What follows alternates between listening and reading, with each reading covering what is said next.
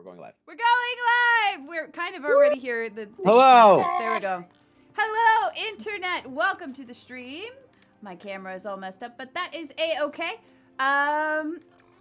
Do you want to catch us up, Alec, on what they may have missed last week if they're new here? Hello, everybody, and welcome back to the Shattered Shard, episode 2. Hope you're having a lovely evening. Last time on our first episode, the group... See, before I get to the wrap-up, I offered inspiration to the group to do the wrap-up, but they didn't want it because I think it's a trap. But it's not, I promise. It was just a gift I wanted to give them. But anyways...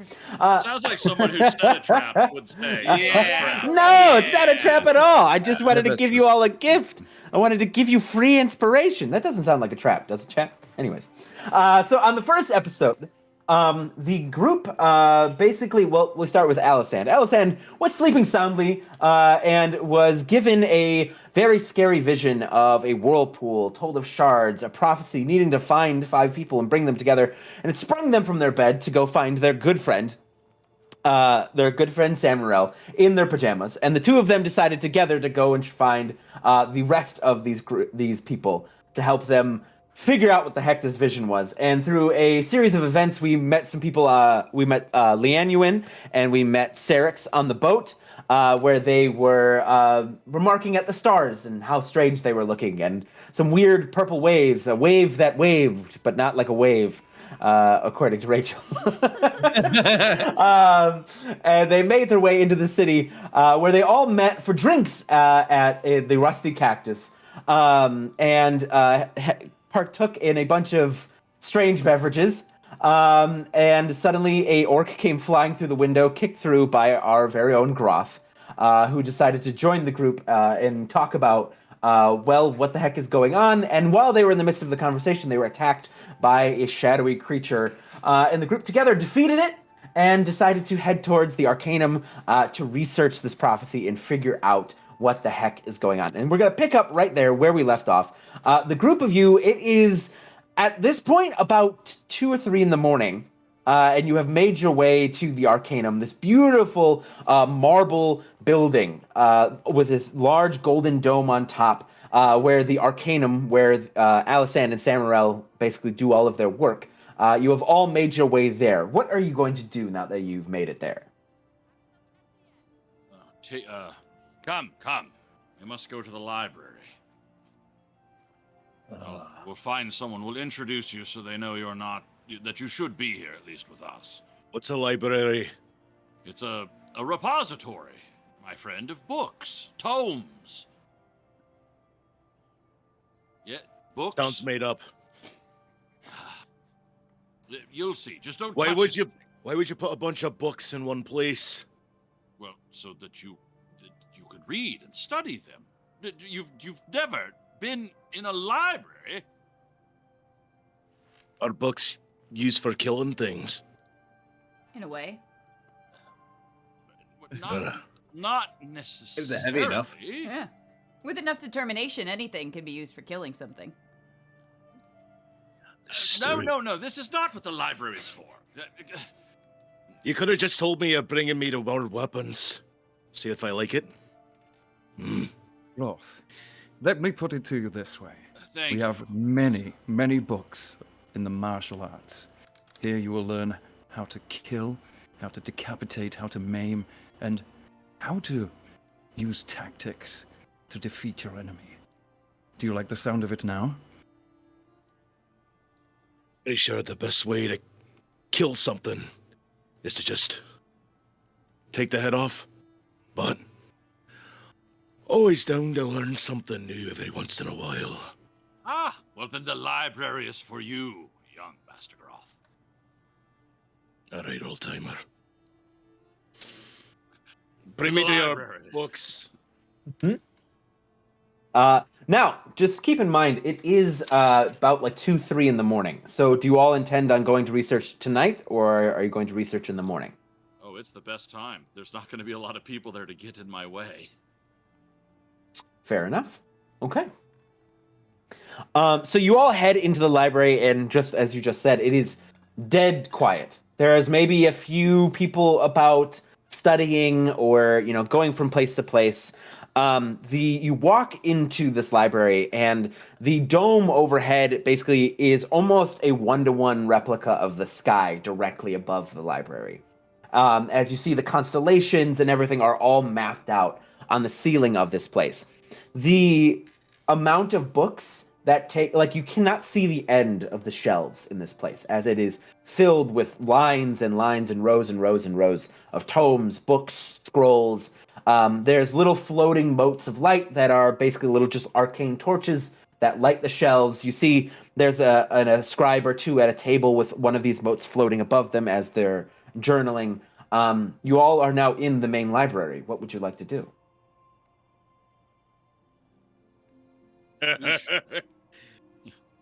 This is pretty crazy. Groth, you will find the entire world laid at your feet in this very room. Now, I see what you mean. Just one of these books probably wouldn't get the job done, but if you took, like, that entire shelf, and you just... that guy floating in the air and just kind of tilted it over on top of him.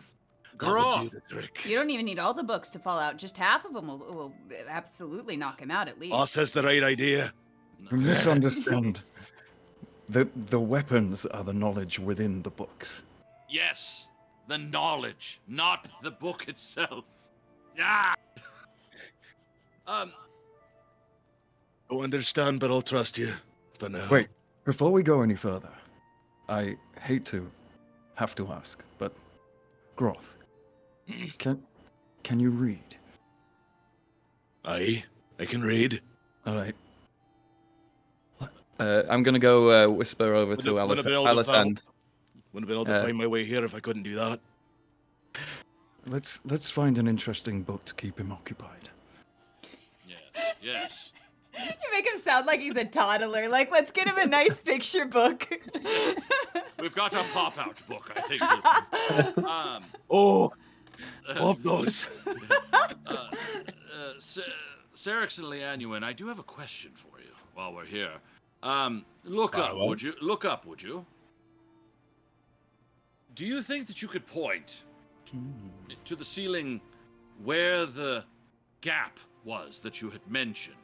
You had said that there was a hole that appeared in the sky.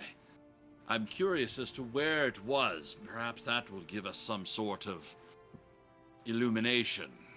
Answer perhaps a certain star cluster. It was up. You can roll me a history check if you want. Lianuwen and Cerix. Can I make a sanity check? Is that it? I have a -1 and I got a natural 1. So it's a 0. It's up. That's what you got. The stars were up. That's about it.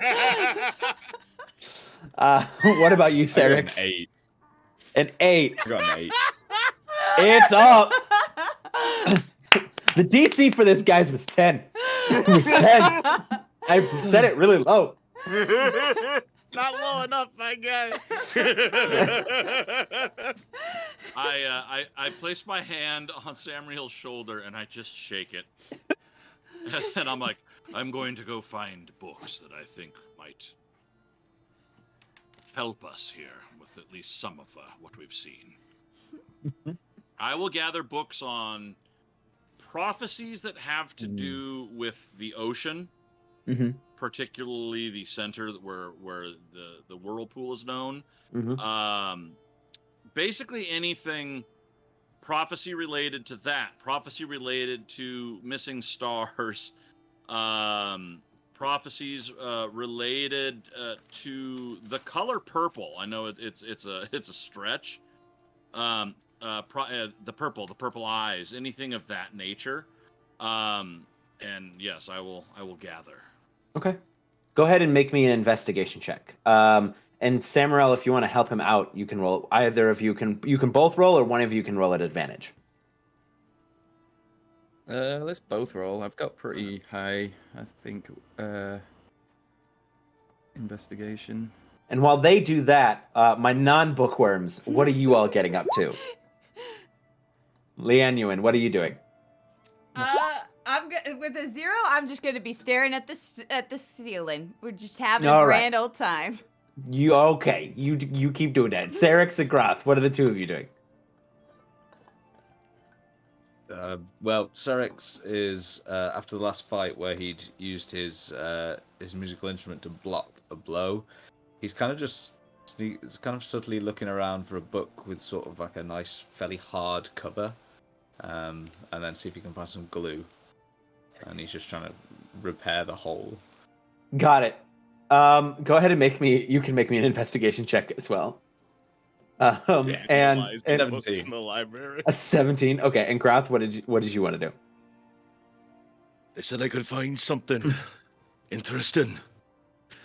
Start pulling out books, random books from shelves, just looking at them for a second. If I lose interest, I just kind of throw them on the floor. So you roll me a d10. D10? Just a d10. 3. 3. Okay. All right.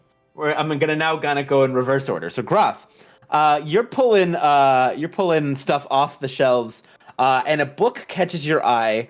Well, the first book you pull is a Goblin's Gourmet Guide to Grub Cooking. The next one is The Kobold's Guide to Diplomacy: How to Convince Adventurers Not to Kill You. Then it's the next one's 101 uses for trolls: A Creative Approach to a Common Nuisance.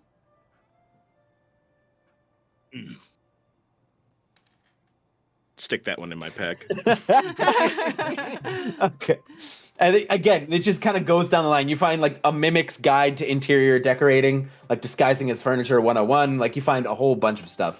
You see a pile of books like just opened up behind Groth as he's just going down the line, looking at things and just kind of toss them on the floor. Okay. Cerix. So you are able to, with a 17, you're able to find like a really like thick, hard-covered book. It says on it the songs of Silvery on it. It is a thick, like almost like bronze, like kind of colored book with a really, really like basically like almost like a solid like this thick cover on the bottom and the top. What are you gonna do with this book? Oh, perfect. It's a songbook as well. Right. He's gonna essentially attempt to remove a chunk of the cover to repair the hole. All right, make me a sleight of hand check. Or you can use strength. You can use sleight. Oh no. What did you do? What did you do? I rolled a 3. Our rolls are great today. But it's not worth it. So you try to be like dexterous about it. You try, and then like you just kind of, you know, when you're almost trying to fix something and you just do it a little too hard. So like you rip it so the top cover is just kind of like partially off of the book, but not fully off of the book. So you didn't get the tiny little bit that you wanted to repair the hole. You got like the whole basically front half of the cover. Just gonna try and hide this battered book somewhere, like just shove it back and just pretend that he was doing something else. Okay.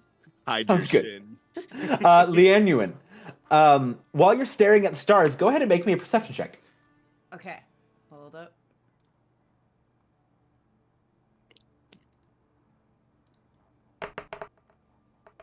It's a 2, so that brings me to a 5. I'm on fire today. Everyone These is. are pretty stars. Yeah, dude. Some of them Besides- sparkle. They're so shiny. Besides from staring at the ceiling, is there anything else you want Lianuwen to do at this present juncture? I'm good. I'm just rolling Okay. with the vibe of the party. Okay, sounds good. All right, my scholars, what did you roll? 15. 6. Oh boy, the dice are not hot tonight. Damn. Well, I'll total that at a 21. Woo. So the two of you are able, between the two of you, be able to find a couple different things, a couple different books. Specifically where kind of the talk of a prophecy in regards to the ocean, in regards to this whirlpool, is a small section that is a very, very kind of what's the best way to put it? Almost like they didn't want really anybody to pay attention to it, as it's kind of like just a short little paragraph in a chapter that speaks about that there was out of the 4 islands, there were 4 dragons, but this small section hints at the possibility that there was a 5th. There was a 5th, 5th dragon that arrived with the other 4, but it was sealed away a long time ago. Do the purple eyes that I remember staring at me, was I able to see anything around them, or were they just like eyes? Go ahead and make me a history check. See if you can focus, or you can use Arcana to see if you can focus on the vision. Same plus either way.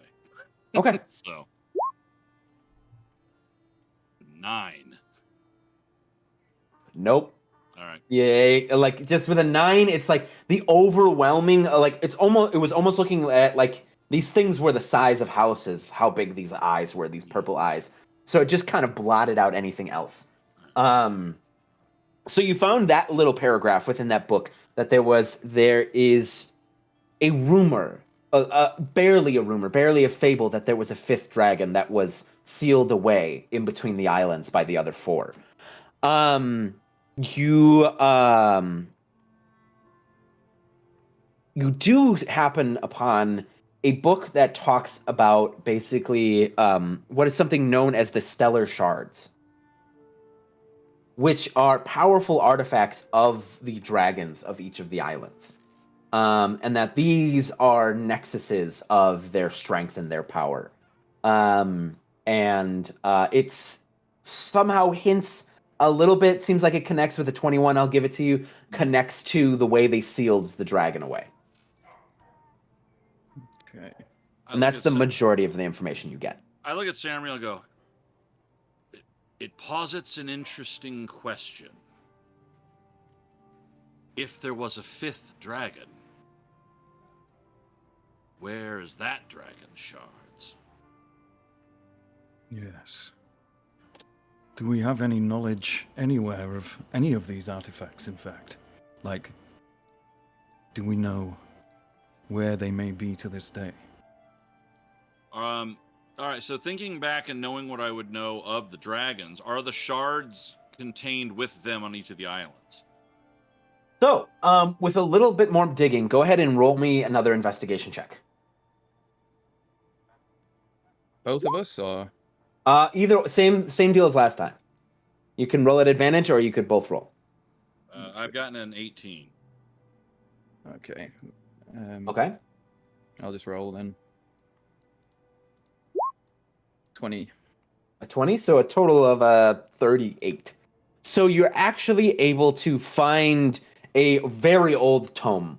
You actually have to get permission to get to this book. Like this is one of those books that's locked behind basically like the cage for you all to get to. And the scholars there that are working the counter, they know you. But you know the one at the counter, they are a tiefling woman with a kind of deep, almost sapphire-like skin, short, kind of curved horns that curve like almost up into her hair, with her kind of like wavy, like almost like chocolate brown hair. And this is Scholar Philandria. And she goes, "Oh, you two are up quite late this evening." Yes, could not sleep. Need to look something up, Philandria. What are the two of you looking for? Describe the book to her. Oh, yes, of course. And she turns, back into, because it's kind of like, imagine this counter with this locked cage in front of it. And you see she weaves basically her hands, which you both would know as the knock spell, as she unlocks basically this arcane lock over this row of books. And she pulls off this kind of like old blue, almost like a deep ocean blue covered book that has bits of like crystal on it with this kind of large lock on it. And she turns around and she sets it on the counter and she goes, I believe this is what you're looking for. You know the drill. Once you are done using the material, please bring it back to the counter. It does not leave the library. Yes, of course, of course. And so now you have the book. Yes, yes. It's good smell. This will It's a do good smell. This will do nicely. Thank you, Philandria. Of course. So I think. Alisand. Sorry, I think at this point, Cerix will kind of rejoin the group. Just be like, oh, some of the books in here are really bad condition. What have you found? Just tossing them on the floor behind him. Just tossing. It's like a taller than Groth at this point. The pile of books that's behind. I'm Throw one in. looking over my shoulder and I whisper into Alisand's ear. Alisand, see what you can discern from this book. Give me 1 second. And I walk over into the room closer to where everyone is, with Lianuwen just staring up still, and Groth throwing books around, and Cerix looking very suspicious. It is true, Cerix. Some of them aren't very good. My dear friends, the sacred halls of knowledge should be treated with reverence, not recklessness. These tomes are echoes of ancient sages, the wisdom of forgotten realms. Cerix, dear, a book is a treasure, not a puzzle piece to be slotted into something else. Groth, let's not be swayed by temper and irreverence, for books hold more wisdom than anger ever will. This one says how to make your goblin wean bigger than 3 days. There is Reverence. still wisdom within. Right.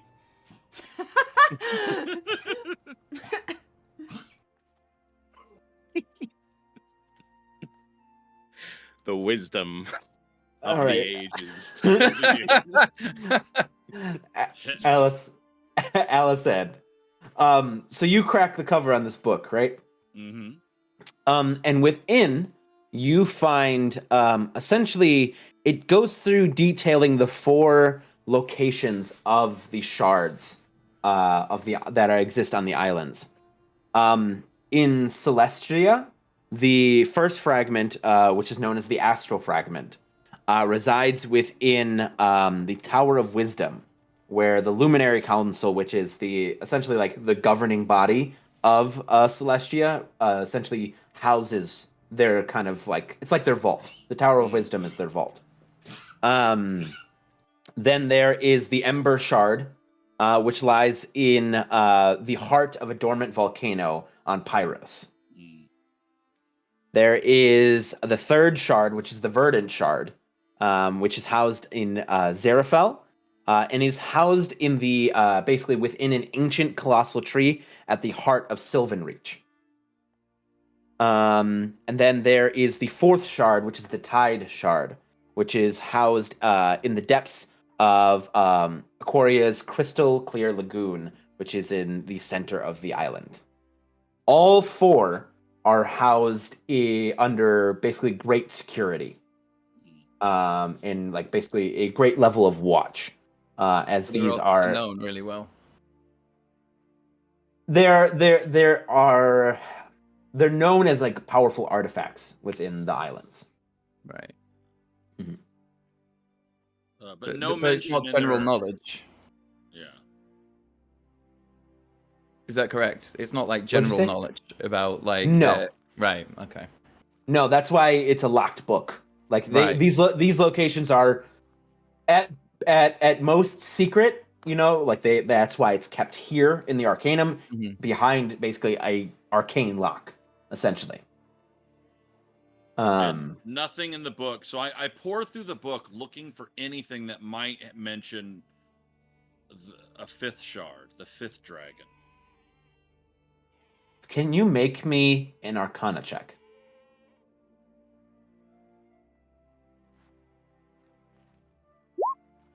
25. So you're flipping through, you find the information on the 4 shards, and you get to the back of the book. And for some reason, like this last page just seems off to you. And with a 25 on your Arcana check, you can see that a minor illusion spell has been cast on this last page of the book. Interesting. Have a look.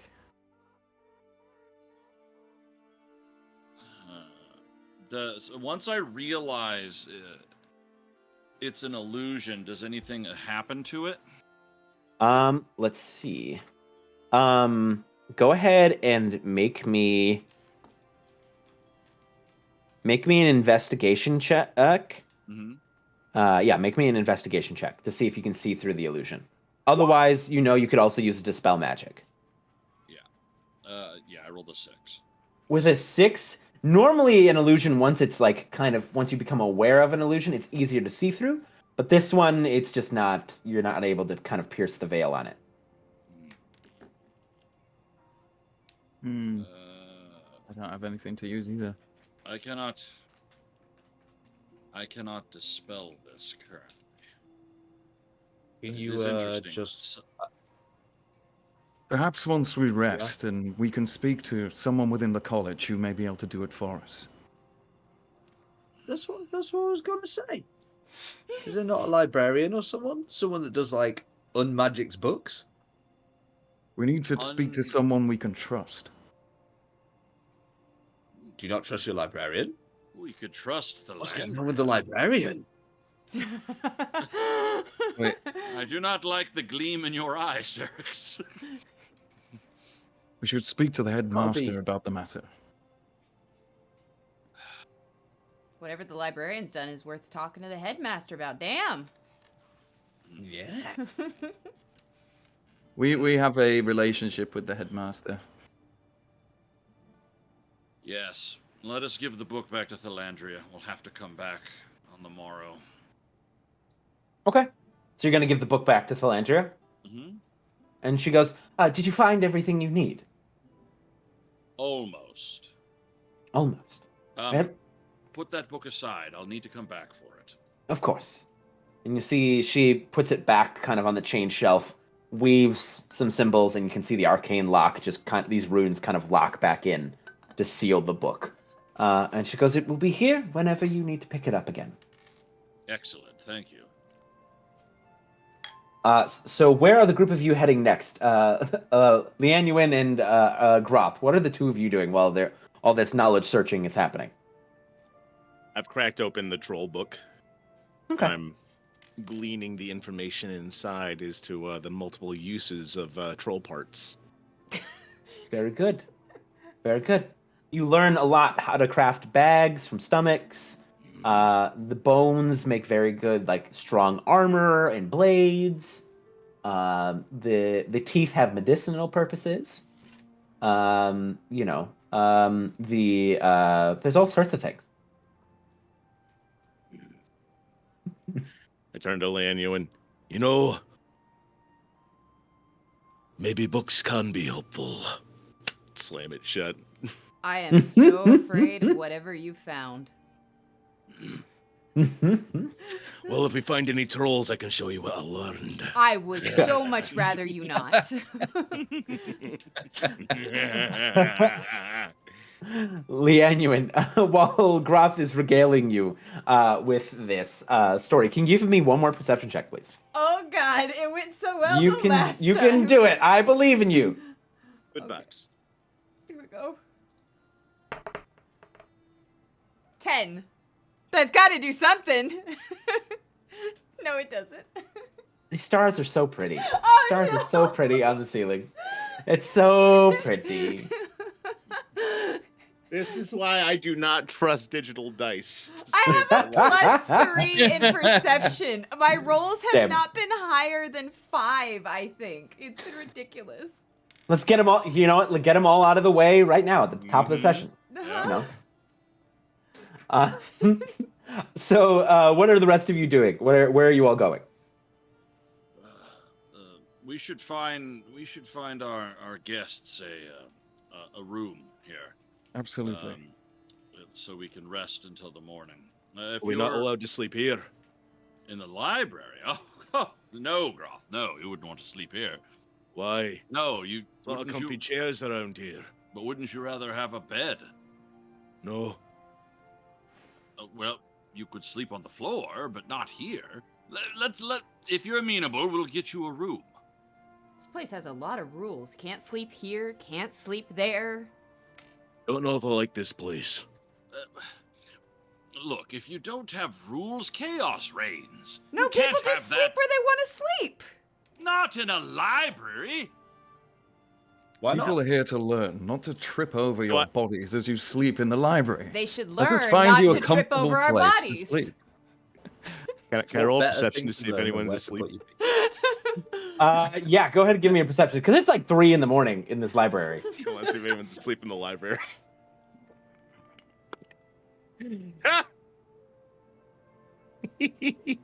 3. 3. You start to fall asleep. That checks out.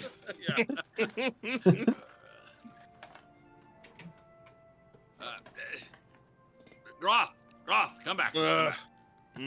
All right, we'll get you a room. I'd like you to at least be. You've come with us here. We have imposed. I would prefer if you slept in a room and at least had some level of comfort for the evening.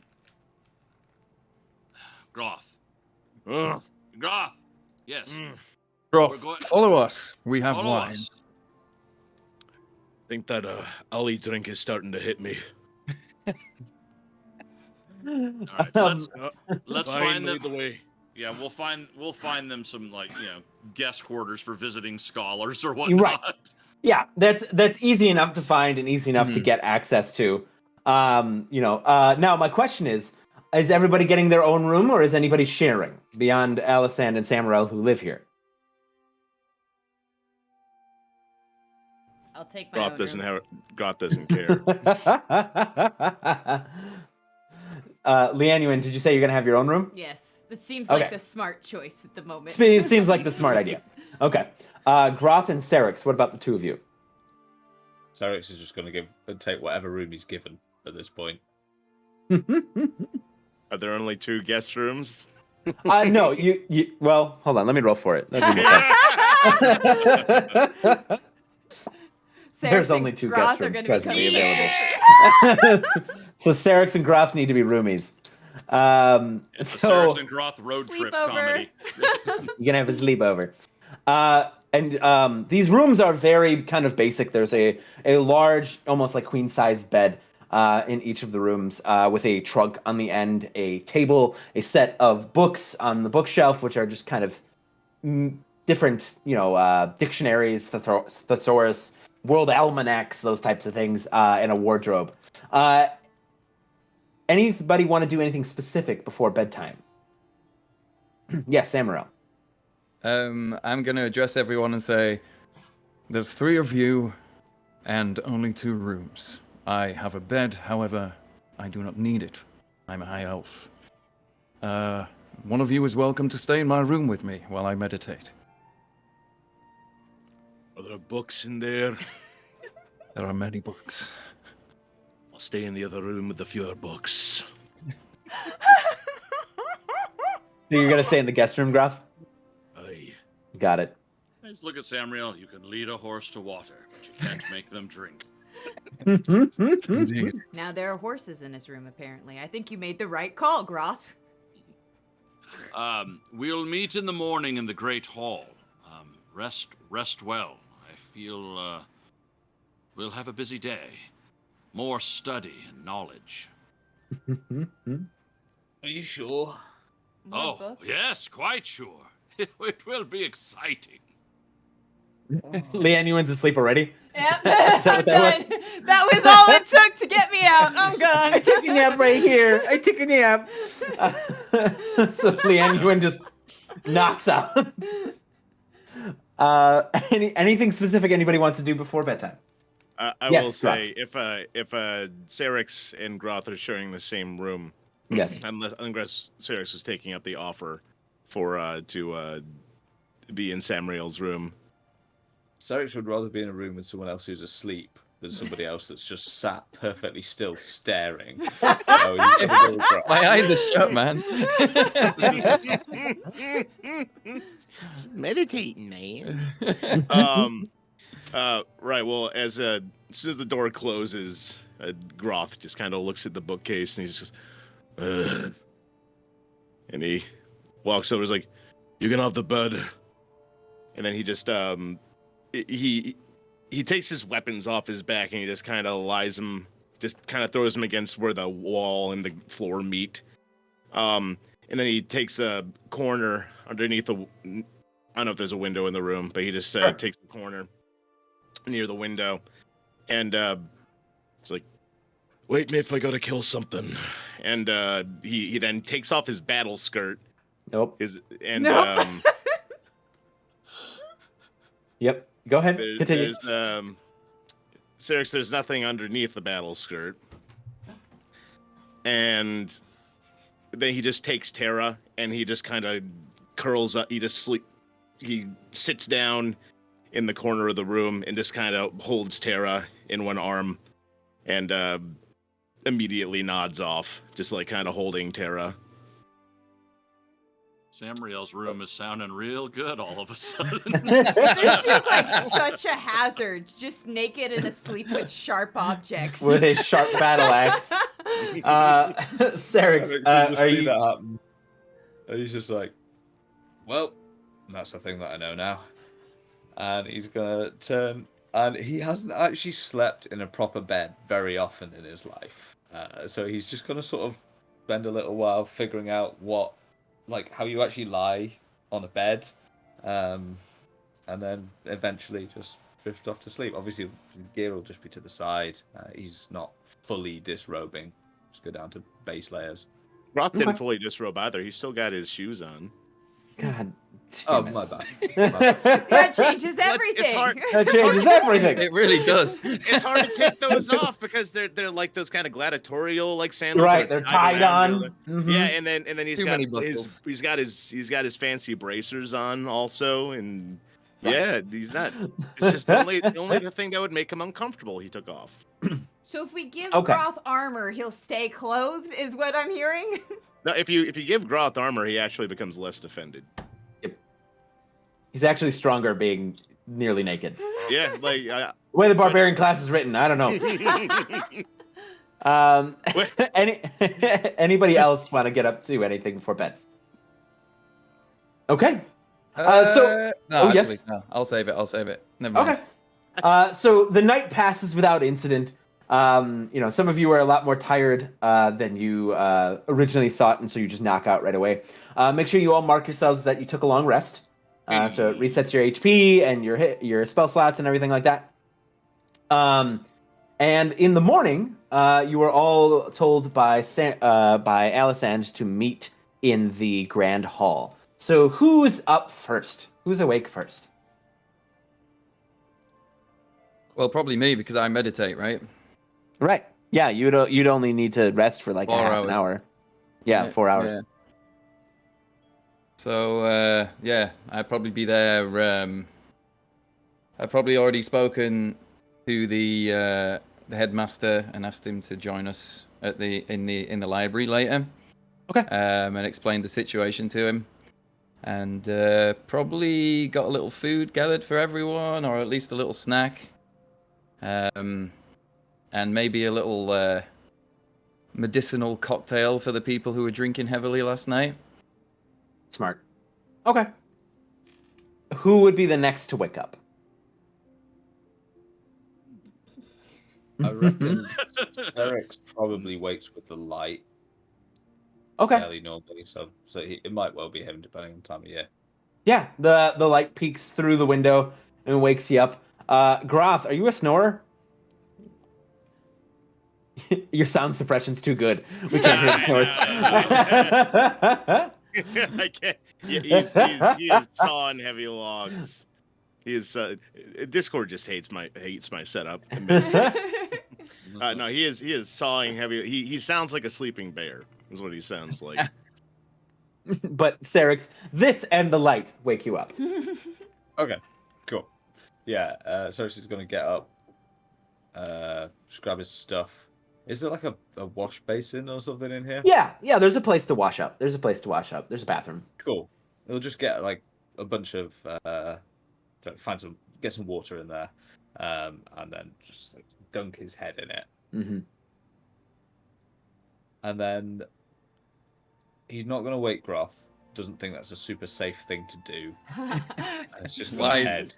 That's smart. Try and find Smart the hole. choice. So you head to the Great Hall. Lianuwen, Alisand, or Groth? Which of you is next? I would wake up at a very comfortable time in the morning. Mhm.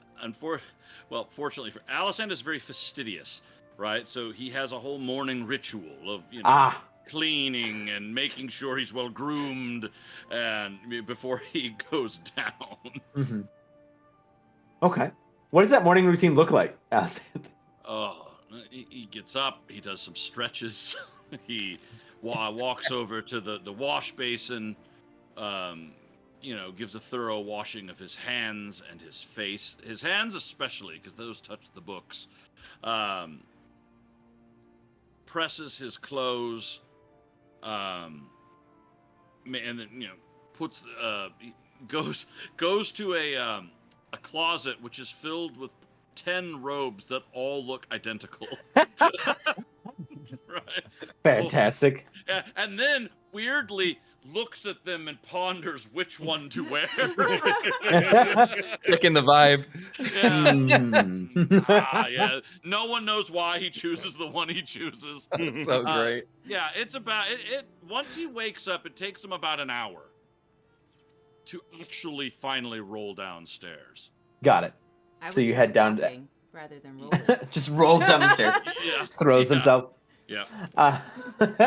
Lianuwen, I'm assuming you're gonna get up before Groth, unless you want to be the last to get up. I will get up before Groth, but I am not going to do anything fancy. I am just going to cautiously head towards the Great Hall. I do not trust a lot of this still, and it's very weird. So I'm not scared. I'm just sus. Can you make me another perception check? Oh gosh, You can do it. I believe in you. We got 16. 25. Yeah, we're good now. We're in the double digits. Yes. What? It was a 25 total. No, 16. No, 16. Yeah. Oh, 16. I 16. was on about previously. Sorry. Oh, okay. I was like, dang. We broke the curse. Yeah. God, I wish it was 25. So you mistrust this place, but everyone's so nice to you. And just everyone's so nice. Everyone like sees you in the morning, like, oh, good morning to you. How are you? Nice to see you. It's a very pleasant place to be. Used to having guests. Everyone has to die in here. God, I hope I don't hear that. It's just everybody's being No. nice and here Groth, everyone has to die. I'm gonna He's go just been towards saying the things nice like that people. all night in his sleep. Okay. So you make your way to the Grand Hall to meet everybody else? Yes. Okay. And Groth, are you going to be late or are you going to wake up? Groth he'll actually wake up as soon as he hears the door close behind Cerix. Okay. He'll just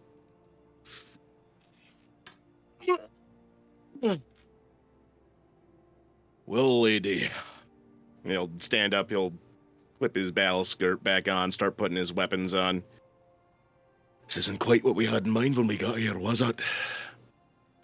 It's time to go get some good fights in. You think this is worth our time?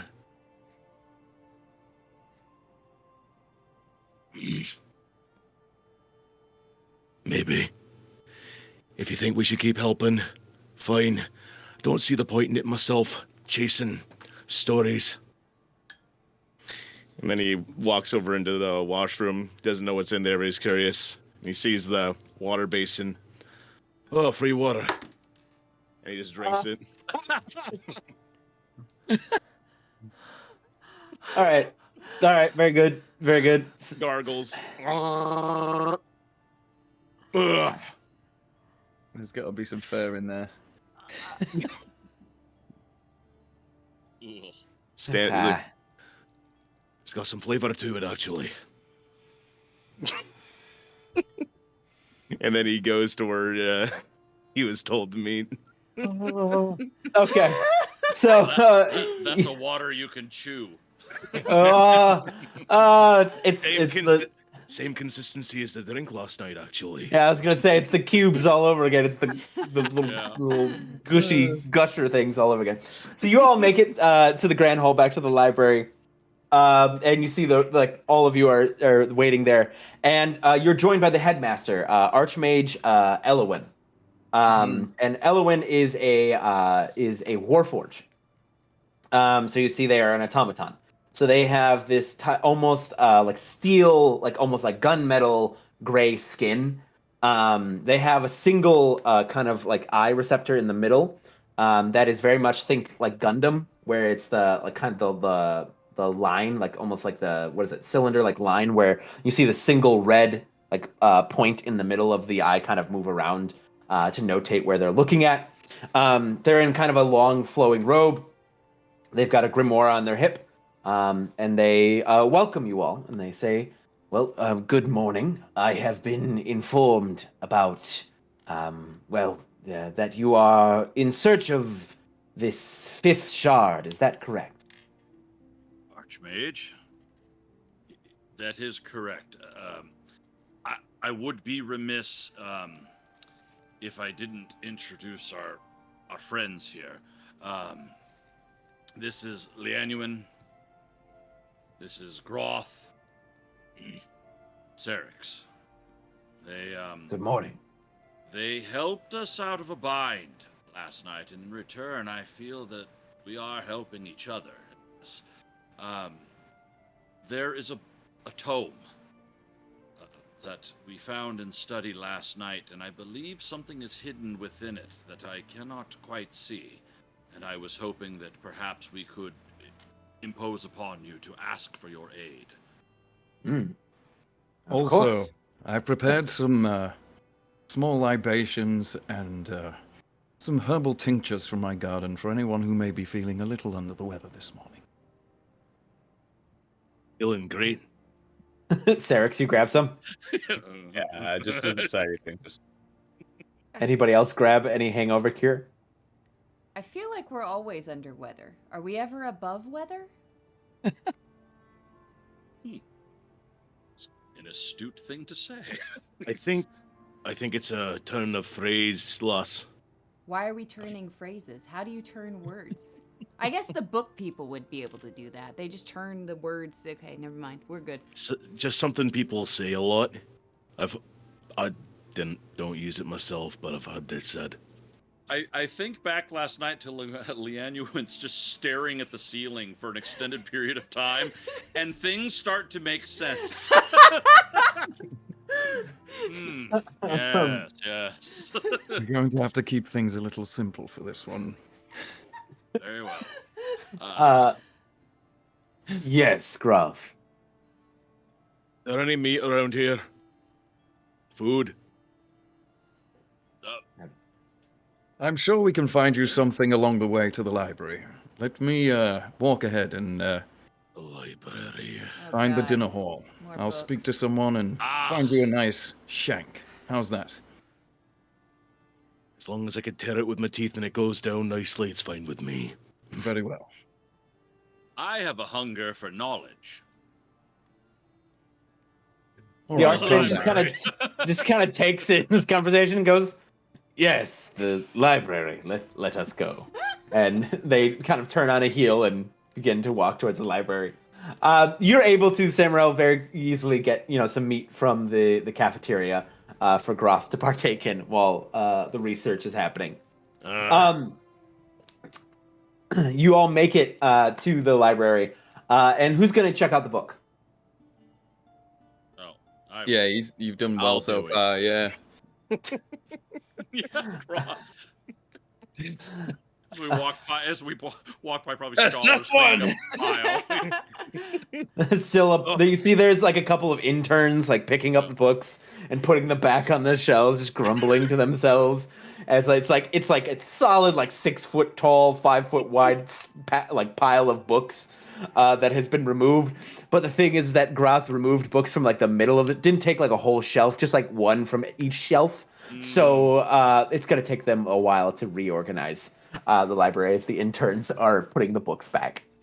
As we walk past, I'm going to walk over and give my apologies to the people who are working on it. They're like, it's great. We're working for experience and exposure. This is great.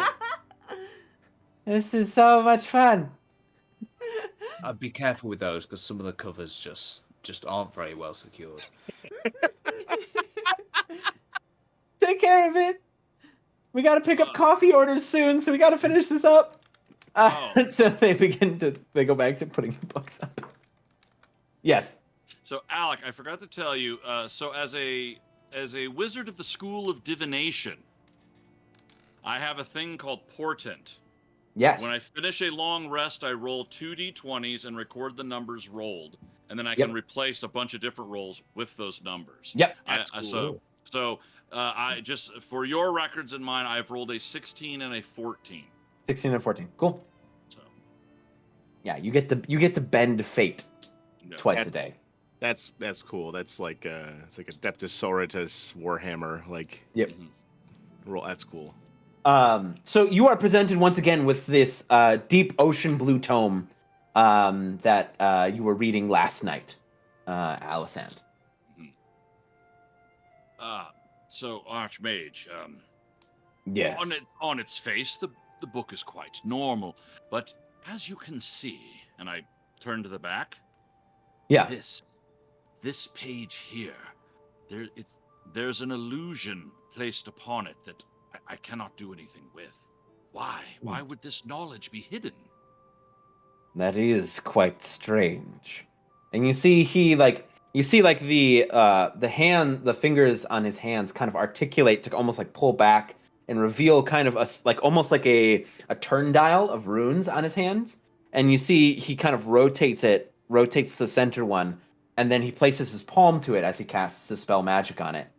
And you see this kind of like the text that seemed like just kind of like a thank you to the author of the book, or kind of like notations and stuff like that, vanishes. And upon this page is the location of a fifth shard, the Abyssal Shard. And as I said, I knew it. And it magnificent. Well done. It details it as the location of the Abyssal Shard is in the depths of the ocean, in between the islands. And it goes on to explain the method that the dragons used to seal their fifth sibling away. And that if the seal would ever begin to break, or that things were beginning to go wrong, that the shards need to be brought back together to keep the seal intact.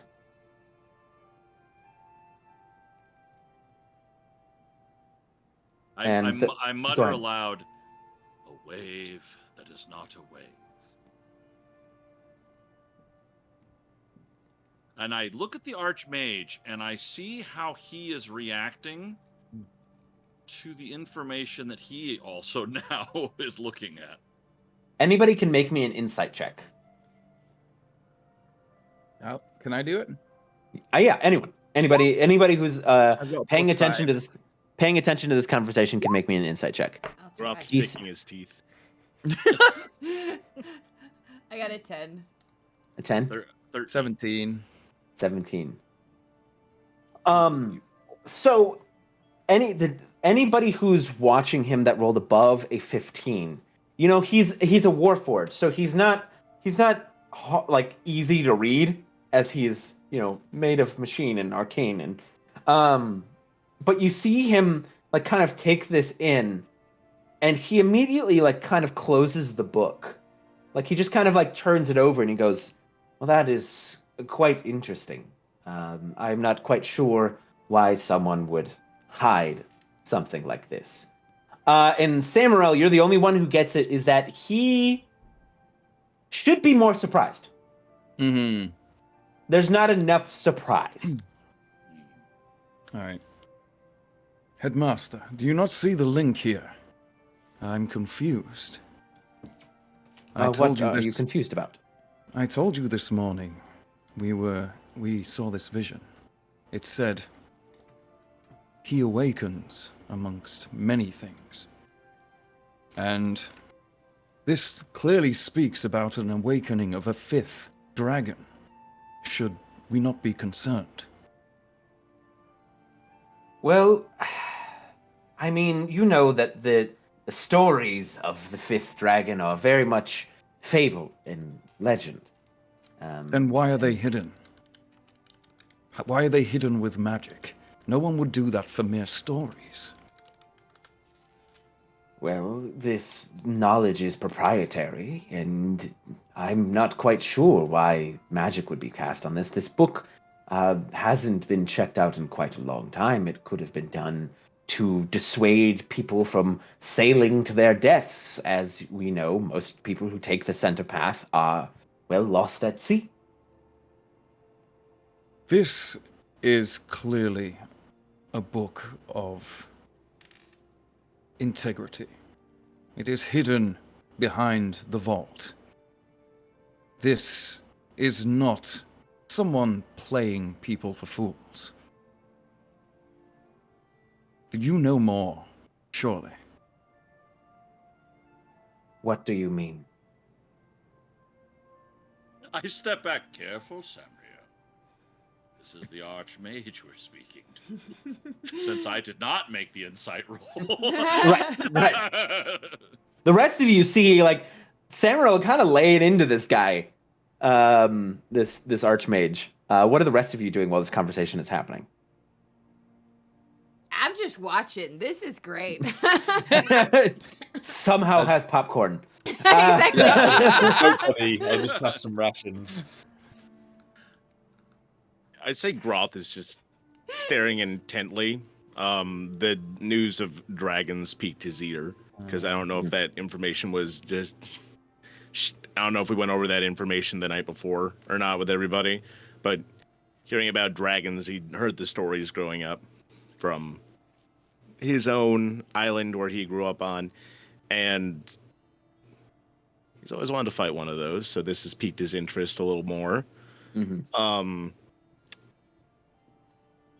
But now that Samriel is leaning into this snobby-looking robot man, he's started to kind of read the situation and is just kind of waiting for something to happen. Also, see if he needs to do anything.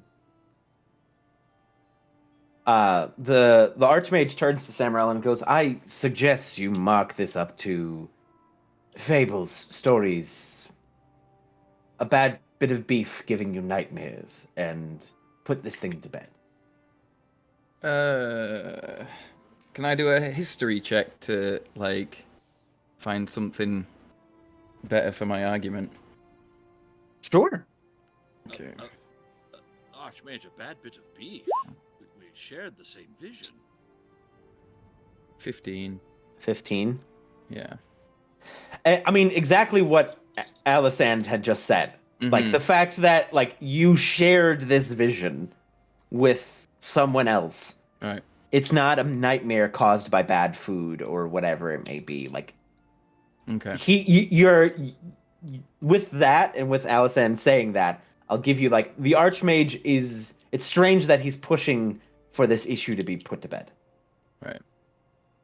DM, Yes. if I may. Yes. Would I be able to, having been around how do I put this? Groth has been around people that have been experiencing fear for various reasons.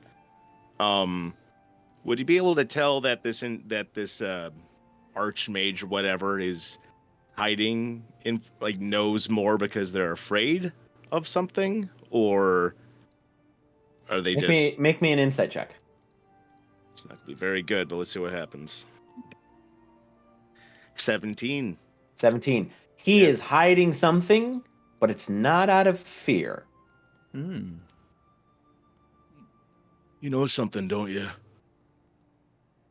About this, fifth dragon. I immediately look very uncomfortable when Groth starts talking directly to him. You see, like the red retina, kind of in the like kind of black eye slot, just kind of turns to look at Groth, and goes, "And who are you again?"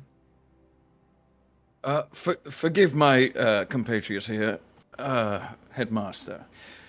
However, let me put it this way: we are not fools. You know both me and Alisand for a very long time. We have been brought together with these three people here through a shared vision. This is something of magnitude. Do not play us off. We have been chosen here to try and understand what is going on. We have to find out what this is leading to.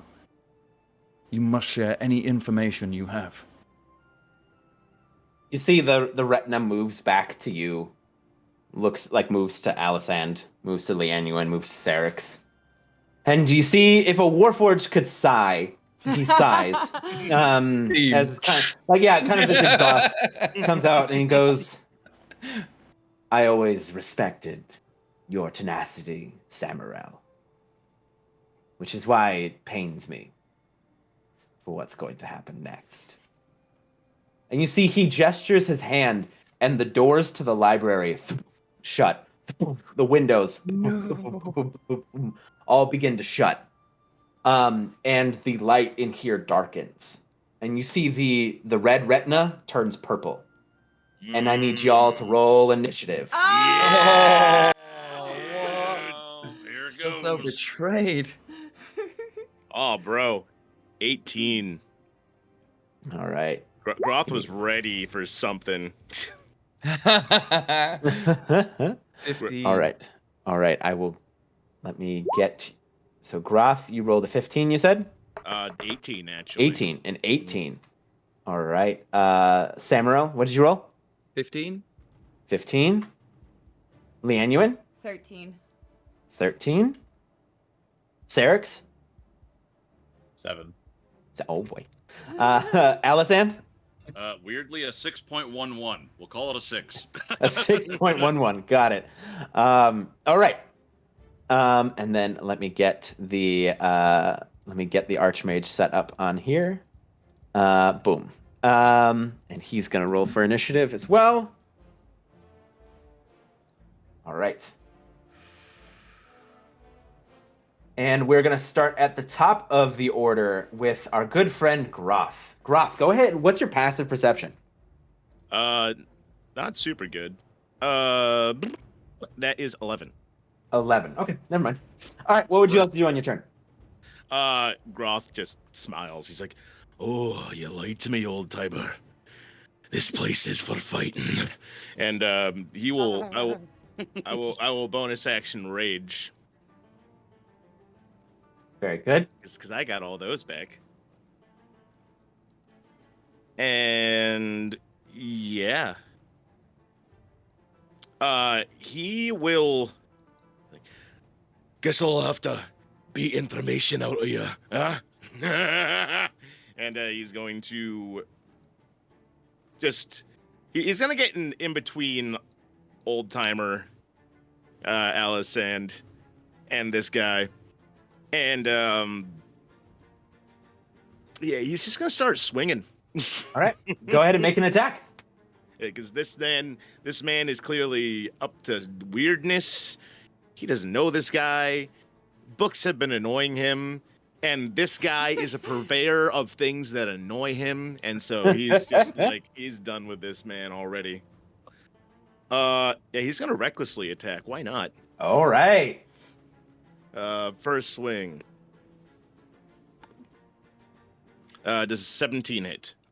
So you see, as you're bringing the battle axe down, you see these runes rotate on his arm as he casts shield. And you see this arcane shield come up in front, and your axe collides and basically slides off. So you miss with the first attack. Oh, you're all full of tricks, aren't you? Second attack again. I actually... Yeah, I'm just gonna go for the second swing again. Yeah, that misses then. Okay. I rolled lower than the last one, so. Yeah, you slash at the shield once, and you slash at this arcane shield twice, and you're just not able to bust through this arcane shield. As we go then to Samriel. Samriel, you are up. You see the Archmage is standing there, this shimmering shield in front of him. Groth is hammering away at him. Make me a perception check. Okay. Perception. 16. So you notice it first, as you see the shadows on the edges of the bookshelf are beginning to grow a bit. As you see on your left and your right, from the shadows, you see these almost shadowy cloaked figures appear on the sides of each of the group. Okay, in that case... Are they similar to the ones the prior night? These ones have more form to them. Mm. These ones have a bit more form to them. You can see, they are these kind of like cloaked, like in these like black, almost like roguish like robes. With basically you see the dagger, and the dagger is dripping this like purple like ichor off of it. Oh damn, we're about to be assassinated. Yeah, dude. How can I tell the distance from them? So if you see on Roll20, there is a little ruler that you can click on and click and drag, and that will show you distance. Each square, also for reference, is 5 feet. Oh, okay. So yeah, I can't use that then. Right. Okay. So I'm just gonna. Firstly, I'm gonna move up to attack range. Over here. How do I you can also just click and drag your guy, or you can use your arrow I keys. think it might as well. be a measure. I've messed up. Hang on. Yeah, if you just click back on the pointer on the top, There we go. be able to just move it, no problem. I'm There gonna you go. go Boom. up here. Bam. And I'm gonna say, beware everyone. There's something lurking in the shadows. Check your angles. Archmage, your secrets are like a web entangling the very essence of your order. Beneath your grand facade lies a shadowed truth, and now you shall reveal it. Grovel, not just for your betrayal, but for the web of deceit you've woven. What darkness do you conceal? I'm gonna cast Grovel on him. Grovel? Grovel, or is it command? Is it command to grovel? Yeah, command to grovel, sorry. Oh, Yeah. command to grovel. I was like, I haven't heard of that spell, grovel, Yes. before. What? So you're going to cast command. So he has to roll a wisdom saving throw. Okay. Got it. All right, wisdom saving throw. It's a total of a 16. What's your save DC? Save DC? Where's that? That is on your spell list. Let me take a look for you. Thanks. Spells. It's your save DC 14, is 14. So you feel your magic influence push on his mind, but you see the purple eye just turns back to you and goes, "Not today." And you see the magic just kind of shatter back as it does not take effect. Ouch. Anything else for you? No, that's gonna be it. Okay, we go to Lianuwen. Lianuwen, you now, with Samriel calling it out, you see the men to your left and to your right, along with the Archmage in front. What do you do? Oh, goodness. Okay, quick question. Does Hunter's Sense count as a action to detect? Hunter's Sense. Would you mind reading it to me? Not a problem. As an action, well, it actually answers it there. Never mind. As an action, we're good. Reading comprehension.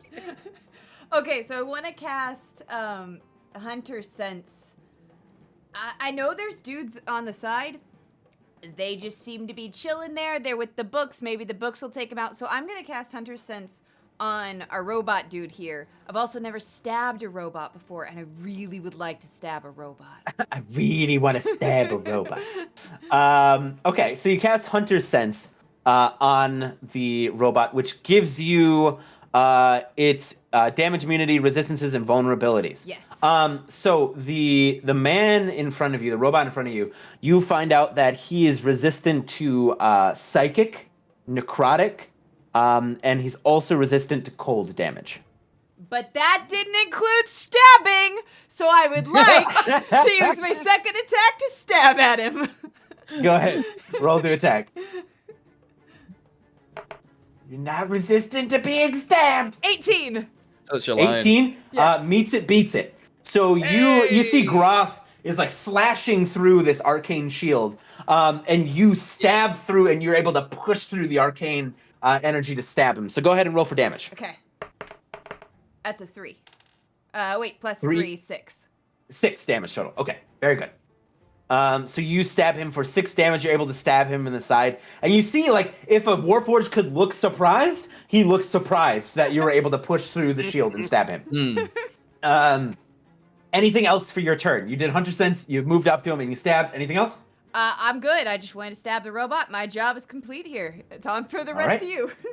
All right, it is now the cloaked figure over to the right's turn. It's going to go 5, 10, 15, 20. And then you see it gets to there, and you see this poof of like almost like wispy purple smoke as he appears next to Alisand. And Alisand, we're going to do a contested strength check as he's trying to take the book from you. Oh, that's funny. I have a feeling this is going to go great. So let's see. You have to beat a 15. All right, here comes with my -1 strength mod. You got it. Boy. Oh you boy. got it. 16. 16! You see, he poofs in front, and I think almost because of your fear, you're able to like yank the book away from him. But you now know they're trying to get the book. They're trying to get the book. So that'll be his turn. It is now the Archmage's turn. The Archmage, you see this again, this poof of purple smoke as he teleports backwards to the top of this shelf. And you see, let's see. I need my good friend Groth to make me a dexterity saving throw, please. All right. Danger Sense allows me to do that at advantage since it's something I can see happening. Yes. You see he had his like one hand behind his back, and you see he extends the other one. You see the runes rotate, and you see a hum of green energy begin to grow in the palm of that hand.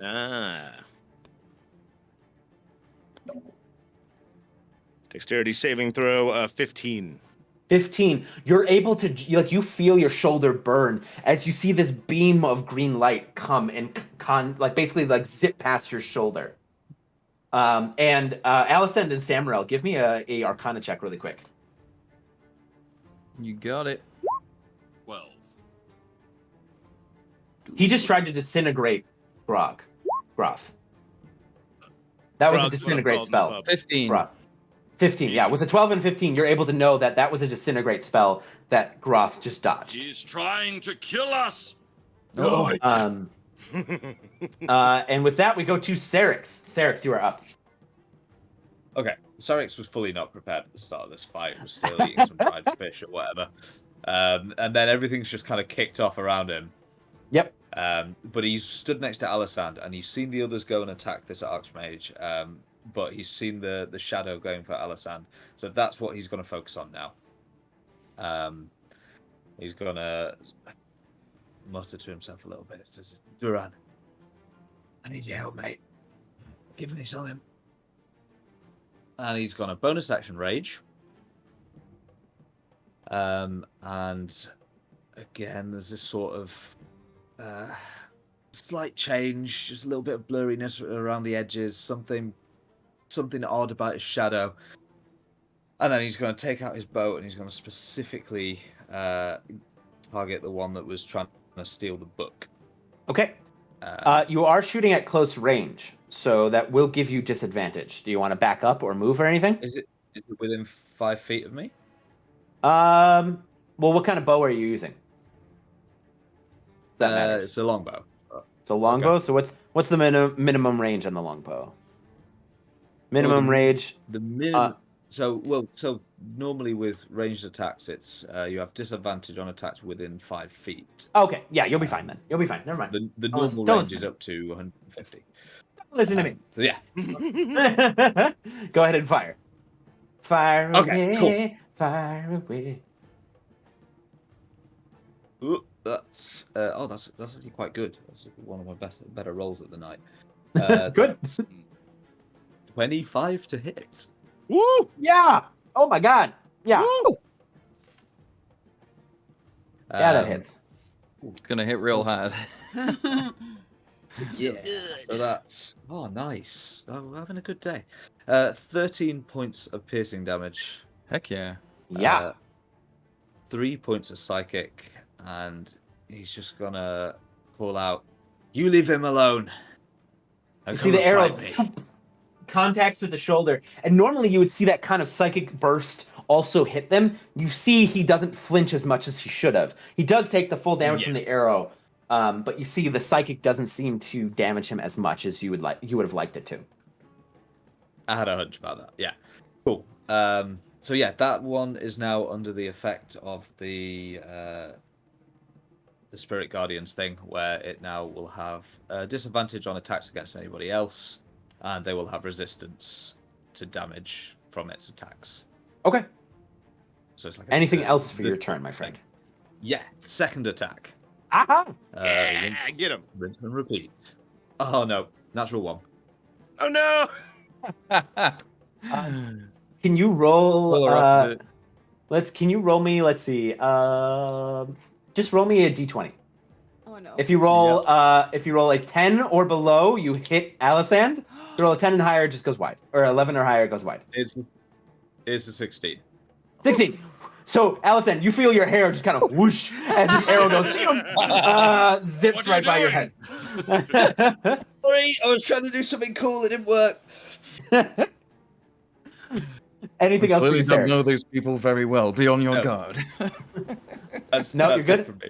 All right, Alisand, you're up. Ah, An arrow whizzes past your head. An assassin is in front of you trying to steal the book. Your headmaster is a bad guy. What do? I start muttering as I move my hands, Speculo Imago! And I make 3 versions of myself with mirror image. Nice. Nice. Very good. So will you have not- cast a mirror image. And I will not move away because I do not want to be swiped at. Right. So I stare him down as all the images like move the book around the back. You're just playing the 3-cup game now. Is that the end of your turn? Yes. All right. This one over here is going to go, and he's going to run up to Cerix.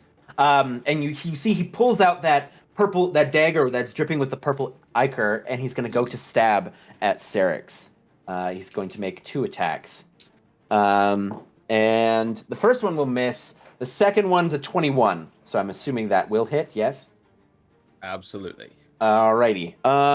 So you're going to take 9 piercing damage, but we're going to half that to 4 because you're raging, right? Yeah. And then can you make me a Constitution saving throw? I can certainly try to. That's. Oh, it's below a 10. Oh no. Yikes. So you The feel 9. the blade stab up into your ribs, and you feel this burn as you are going to take... You're going to take 6 poison damage. And you are poisoned. So what the poison condition means, just so that everybody knows, what the poison condition means Is you have disadvantage on attack rolls and ability checks. Yes, Samriel. I remember seeing in the last time we used, maybe it was Roll20, there was like little HP bars, but I'm not seeing them right now. Oh, yeah, Is there I'll a put way them for up. me to change that? Once they take damage, I'll put up HP bars. Awesome. Thank you. Yeah. Okay, so he stabbed you, poisoned you, and then at the end of the round, you all see from the other ends of the library, you see more of these figures apparate from the shadows. Ay, ay, ay. As a couple more have joined the fray. That's more than a couple, mate. That would be called a few. Well, it's a couple couples. Just a couple couples. And we go to the top of the initiative order, and we start with Groth. Groth, you are up, my friend. Well, you're trying to hide up there, are you? Yeah, so he's standing on top of a bookshelf, right? Oh no. Yes. Oh, heck yeah. Groth is going to go 1, 2, 3. He's going to move 20 feet to the bookshelf. He's like, timber! And he's gonna try and yank the whole thing down with this guy on top of it. All right, make me an athletics check. Gotcha. What is my? I'm pretty sure that's 23. Yes, 23. Yeah, you easily knock down this bookshelf. Are you attempting to knock it on top of him, or just knock it out from underneath his feet? If I can get him to get crushed by it, even better. All right, I'm gonna roll a dexterity saving throw for him and see if he can. Okay, so you see, he basically, as the shelf begins to fall backwards, he kind of steadies himself as the shelf lands, but now he's at eye level with you. As he is able to, he makes his saving throw, but he is now on top of the downed bookshelf, so he's no longer 5 feet above you. He's now ground level. Yeah. Oh, it wasn't that big of a bookshelf. Gotcha. Yeah. I thought it was a tall thing. Oh well. No. That's fine. Yeah. That's all right. Yeah. He's like, oh, hi there. And Groth is going to run up, and he's going to do, if I may, would that have counted as his first attack to do that? Yeah. Sure. All right. Thank you so much. Reckless attack. All right. Yeah. Just reckless attack. Dirty 20 to hit. That'll hit. Yeah, as you see the kind of the hole in the arcane shield that Lianuwen made, you're able to push through and catch him in the side. How much damage do you do? That is 3 plus 3 plus 2. That is my brain. 9 points of slashing damage. 9 points of slashing damage. Yeah, you catch him into the side, and you see there's some sparks as you rip into his kind of metallic bits. Gonna start talking, or am I have to cut off your head and talk to it afterwards? That's my turn. Very good. All right, we go to Samriel. Samriel, you are up. All right. I'm going to move closer to everyone right here. Actually, I can get right within everyone right here. And I'm going to shout out to the Archmage. The courtesy of this library is somewhat lessened of late, Archmage. And then I'm going to cast on him. No, in fact, I'm not going to cast on him. I'm going to cast... suggestion on the let me ping this guy right here. Mm-hmm. And I'm going to suggest to him, in the shadows whispers carry power. Suggest to the Archmage that secrets are best revealed, for light is the enemy of deceit. And then I'm also... So what kind of save does he need to make? It's a wisdom save again? Yes. Okay. So, let me wisdom save, and your spell save is 14. So, it's the one in the top left that you're casting it on, correct? Yes. Okay. He's gonna fail. And so I'm just gonna mark him real quick so I know that he had this cast on him. So you see, this guy turns to the Archmage and he goes, "We should tell them everything. They should know it all." And the Archmage just kind of like turns and looks, like, "What the fuck are you talking about?" And he's like, "We gotta tell them all of it, everything, because light is the opposite of deceit. It's the best way. We have to tell them." As this guy's just like adamant on fucking trying to convince the Archmage. That's not quite what I was going for, damn it.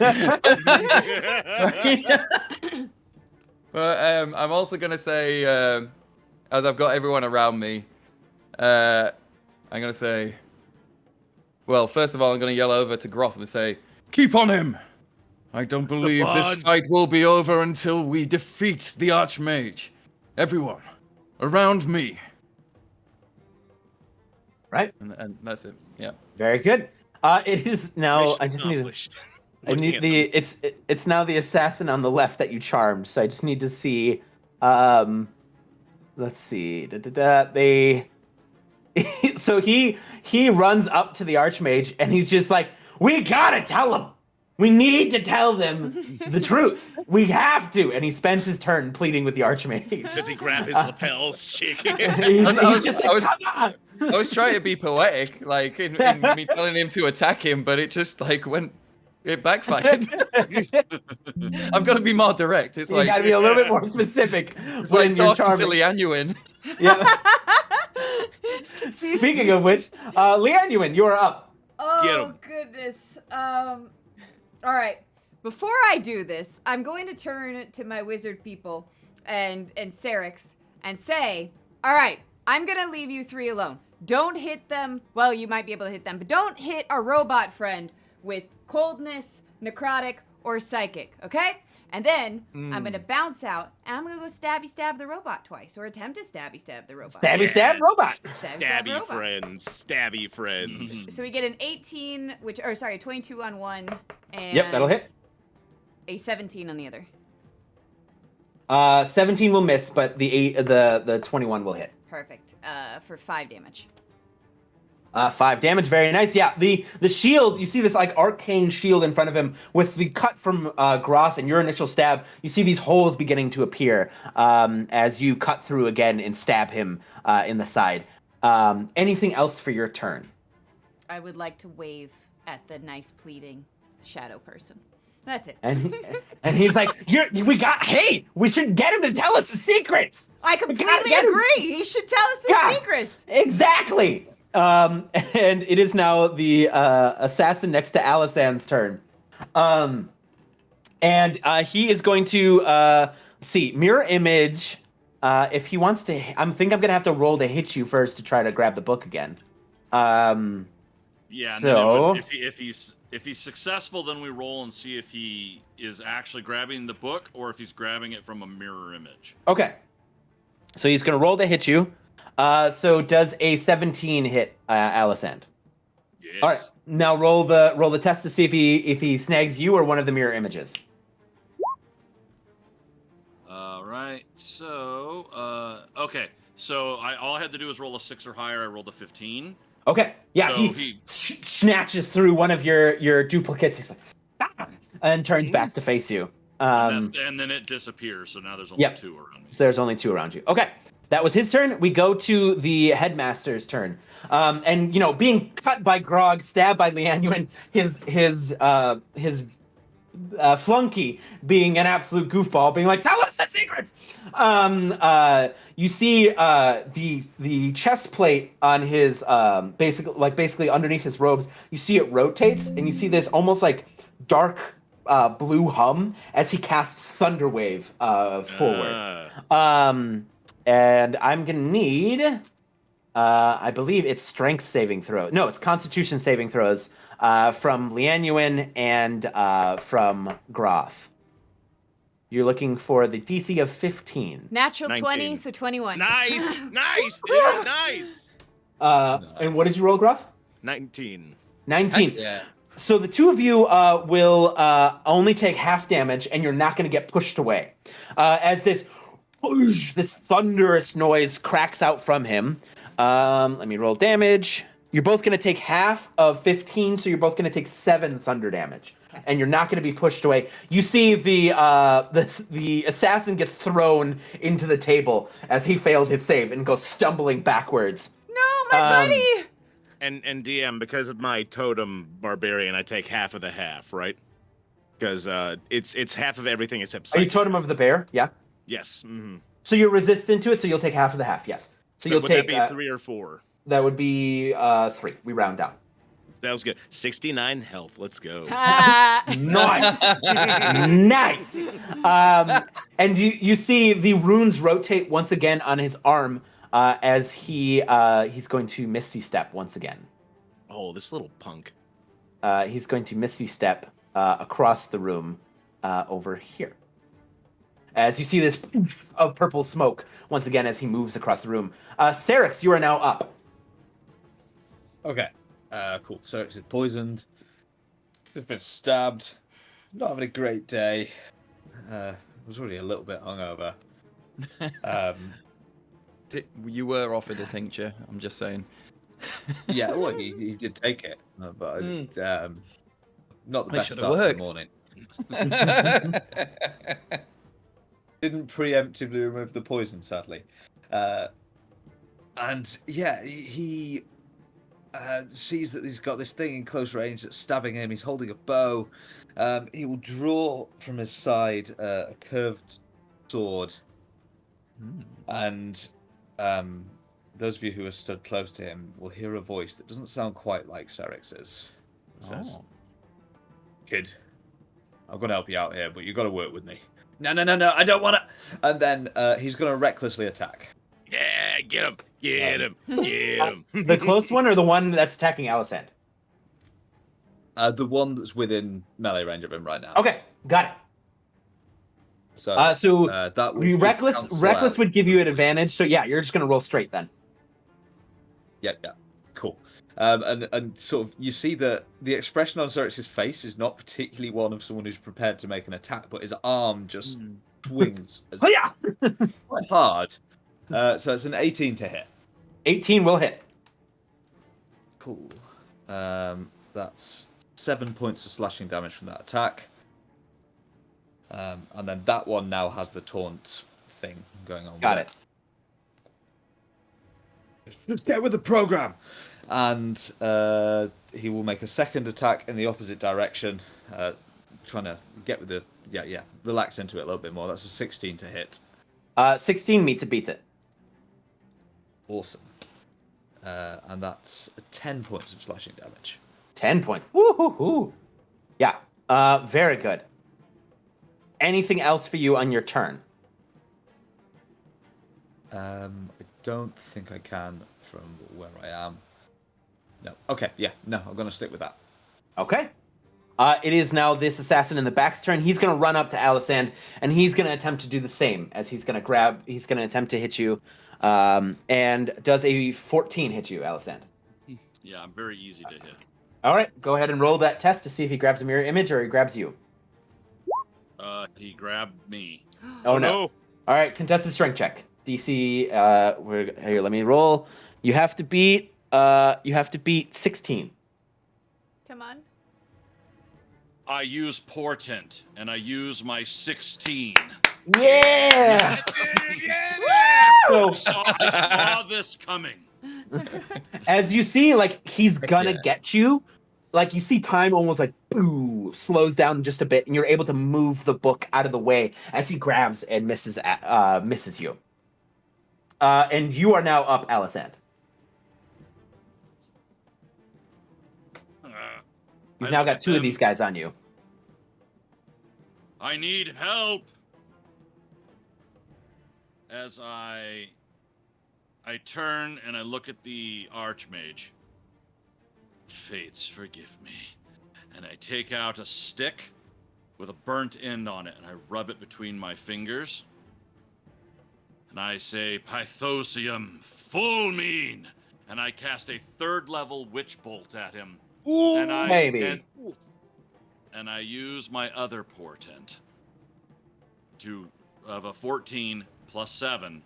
Oh yeah, that'll hit. 21. Oh, Yeah, that'll hit. Very good. Alright, so that is going to be 3d12. Ooh. 23 points of lightning damage, and it is a concentration spell, so I keep holding it. Yeah. Oh, This Every bolt of round, yeah. Yeah, you can re-up the damage. This bolt of lightning connects with him. You see it now almost tethers the two of them together as he kind of shakes and shivers at the shock. Very nice. All right, anything else for you on your turn? That's all I could do. All right. As I know there's two men next to me, but It was plenty. It is now the assassin next to Cerix's turn. They're going to go ahead and try to stab you. That is a 17 disadvantage or advantage? Oh, okay. So the first one's going to be a 22, and the second one is a 21. So both of those will hit. I need 2 more con saves to resist taking more poison damage. Okay, that's a 16. 16? Okay. And a 7. Oh, no. Okay. So you won't take poison damage from the first one, but you'll take poison damage from the second. So, oh my god. Okay. You're going to take a total of, luckily you're raging. That is 18. You're going to take half of 18. You're going to take 9 piercing damage, and you're going to take 5 poison damage. Okay. Yeah. It is now the assassin in the back's turn as it runs up to Groth.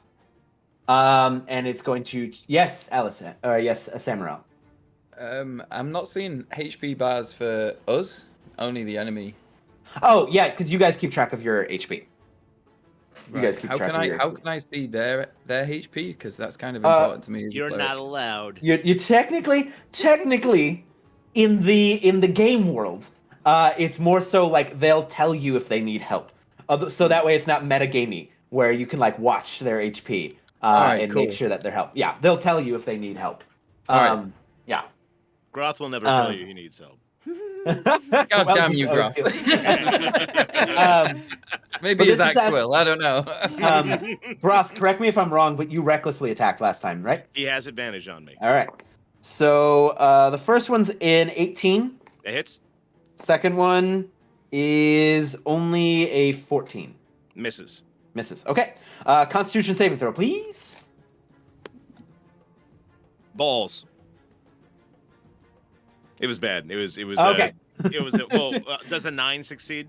No. So you now are poisoned unless you're resistant or unless I you're am immune to being I do- poisoned. Well, actually, no. It was resistant to poison, so if it's a poison effect, I do have advantage on that, right? Okay. Yep. Roll again. All right, cool. That's not balls. That is Oh. that is a 25. Okay. Good. All right. So you resist the poison, and you're gonna take half of 7, so you'll take 3 piercing damage as he runs up and stabs you. In the ribs, and you can feel the burn of the poison, but you're almost able to flex the poison out of your muscles. I just glare at him.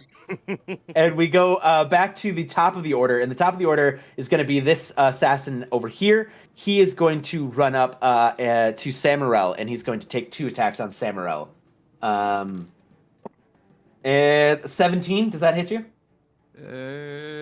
17. Yeah, 17 All is. right. I've got 17 class. Yeah. Yep, so it meets it. But he's going to miss with the other one. Can you make me a Constitution saving throw, please? Yes.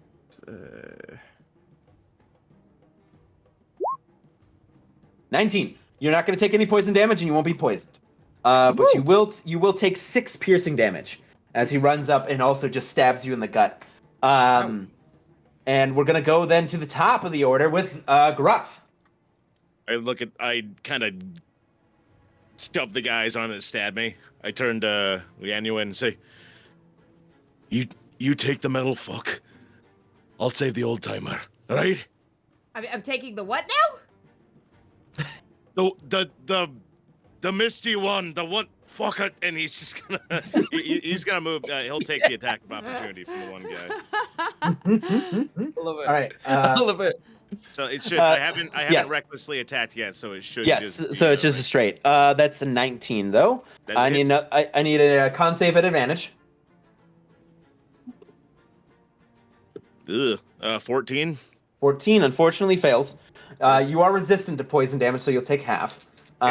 So you're going to take 8 piercing, half to 4. So you're going to take 4 piercing, and you're going to take half of 12 poison damage. So you're going to take 6 poison damage instead. 10 damage total. Yeah. So you run down to help out the old timer. Gotcha. But that means I've got disadvantage on attacks right now, right? Because the Correct, because you are poisoned. Yeah. Cool. It's like, Got you, old timer. so yeah, I'm just gonna recklessly attack if that's the case. Yep. So I got. Then you'll just roll straight. Yep. Mm-hmm. All right. First swing on the guy directly in front of me. Natural 1. Yep. You as you're running, your vision just kind of blurs for a second as the poison has now entered your system, and you just think and just go wide. Fuck. And I'll swing again. Okay. 17 to hit this time.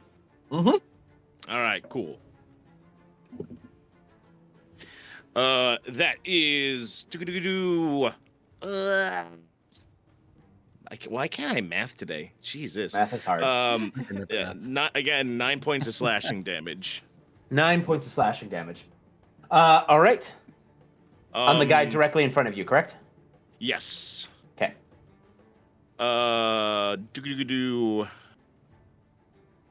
Question. Is it just a Baldur's Gate thing where you can bonus action shove? Or is that like a specific thing? I feel like that's just a Baldur's Gate thing. I'm pretty sure it's just a Baldur's Gate thing. Because I'm shoving people Yeah, because it's it's an attack action. I thought so. It's just a blowjob. Most powerful ability in the whole game. It really is. Yeah, knock him to the ground, knock him off a cliff. Yep.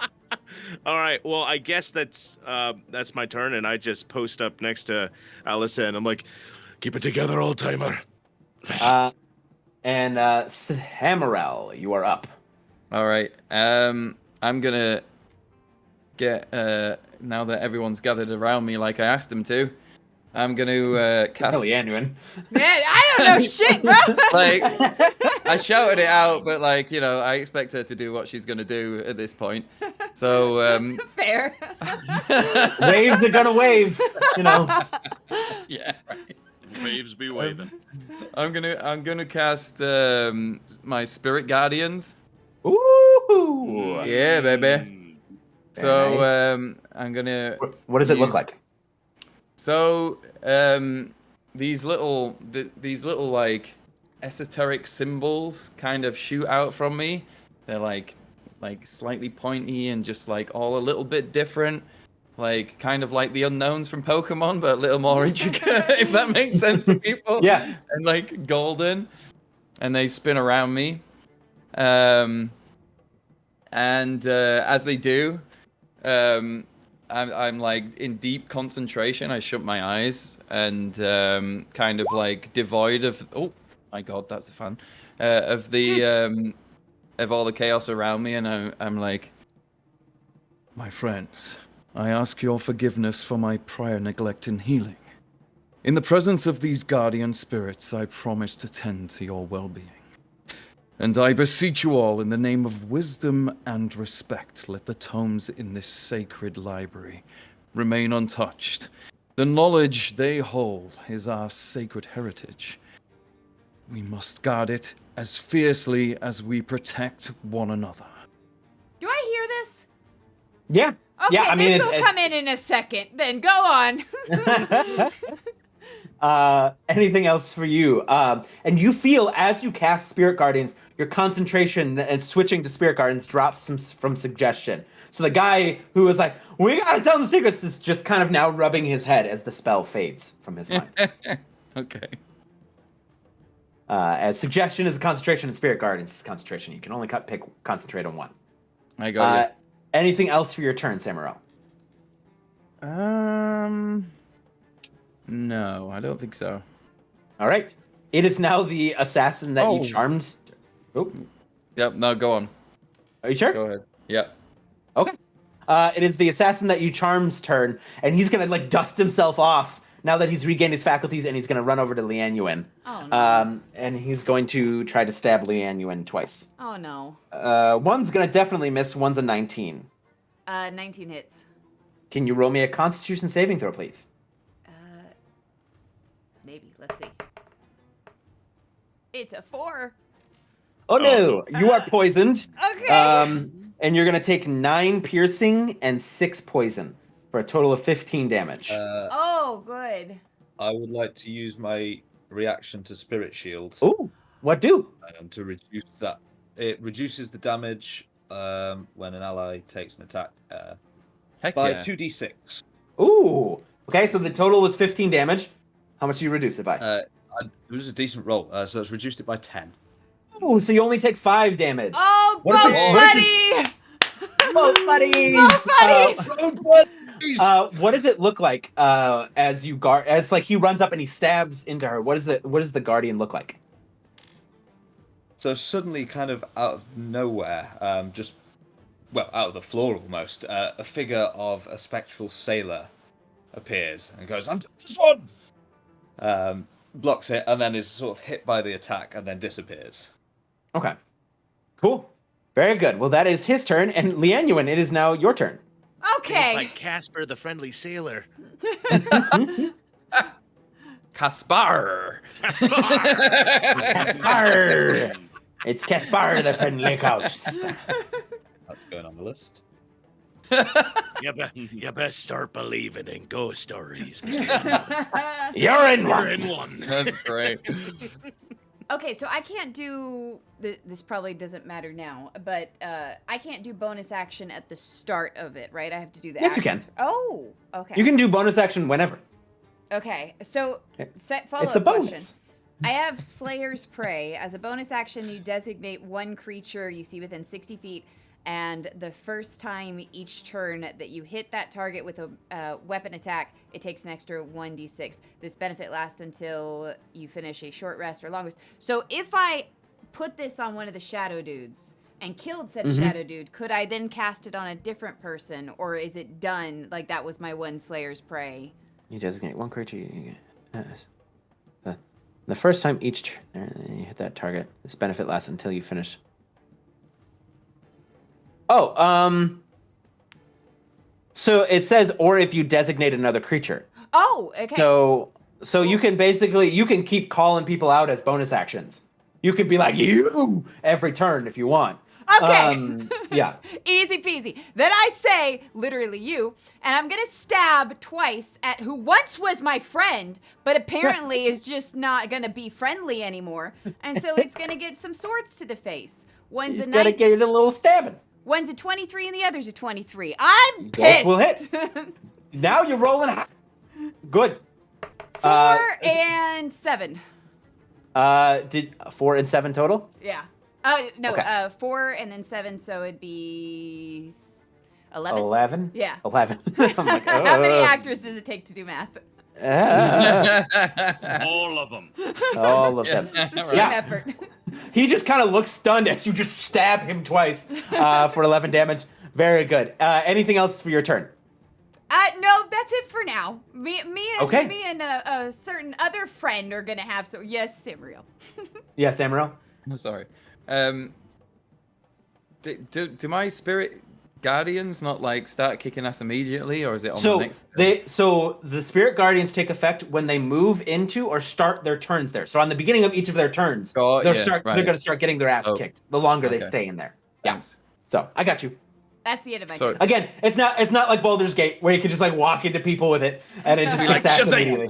Yeah. I wish it was like Baldur's Gate. Why And does Baldur's Gate tell us lies? it tells us lies. Okay, it is now the assassin who's right next to Alisand's turn. He starts his turn there, so he's going to make a wisdom saving throw. He's surely going to fail with a 10. So can you roll me 3d8 for the radiant damage that he's going to take, Samriel? 3d8. How do I do Yes. that digitally? You should just be able to click it on your character sheet, kind of like you accidentally did before for Spirit Guardians. All right, calm down. was just saying. Whoa, Alec. Whoa. Whoa! Whoa! So 14 radiant damage. As your spirits begin to almost just like cut into him like razor blades. And you see just blood begins to pool on the floor as this guy looks super, super messed up. And he is going to attempt to grab at Alisand again. He's going for the book. Oh. A 17 will hit, so go ahead and roll for that last duplicate. Does the duplicate go away because he actually touched me last time? He didn't hit a duplicate. Do I still have 2? I don't think they go away unless he hits a dupe. Yeah, you're right. I think they only go away if he hits a dupe. Yeah. So you still have 2. So go ahead and roll for it. All right, he hits the second dupe. Nice. Yeah, so you see, as he's like getting torn up, he just can't seem to grab it as he grabs another minor illusioned version of you. And it is now the Archmage's turn. And he goes, "It's time to end this." And you see the arm like basically you see the hand kind of cranks back and opens up, really revealing this tube. As you see this glow of blue, crackling lightning begin to glow in his hand as he fires a lightning bolt. Yeah, we are in a all straight in a line. In a straight line. And I need dexterity saving throws from everyone but Lianuwen. Woo! I'm not Yeah, healed, my but bad. I'm not. My bad. I'm supposed to be a tactician here. 16. 16. 18. 18. There we go. Big Yeah. money. 17.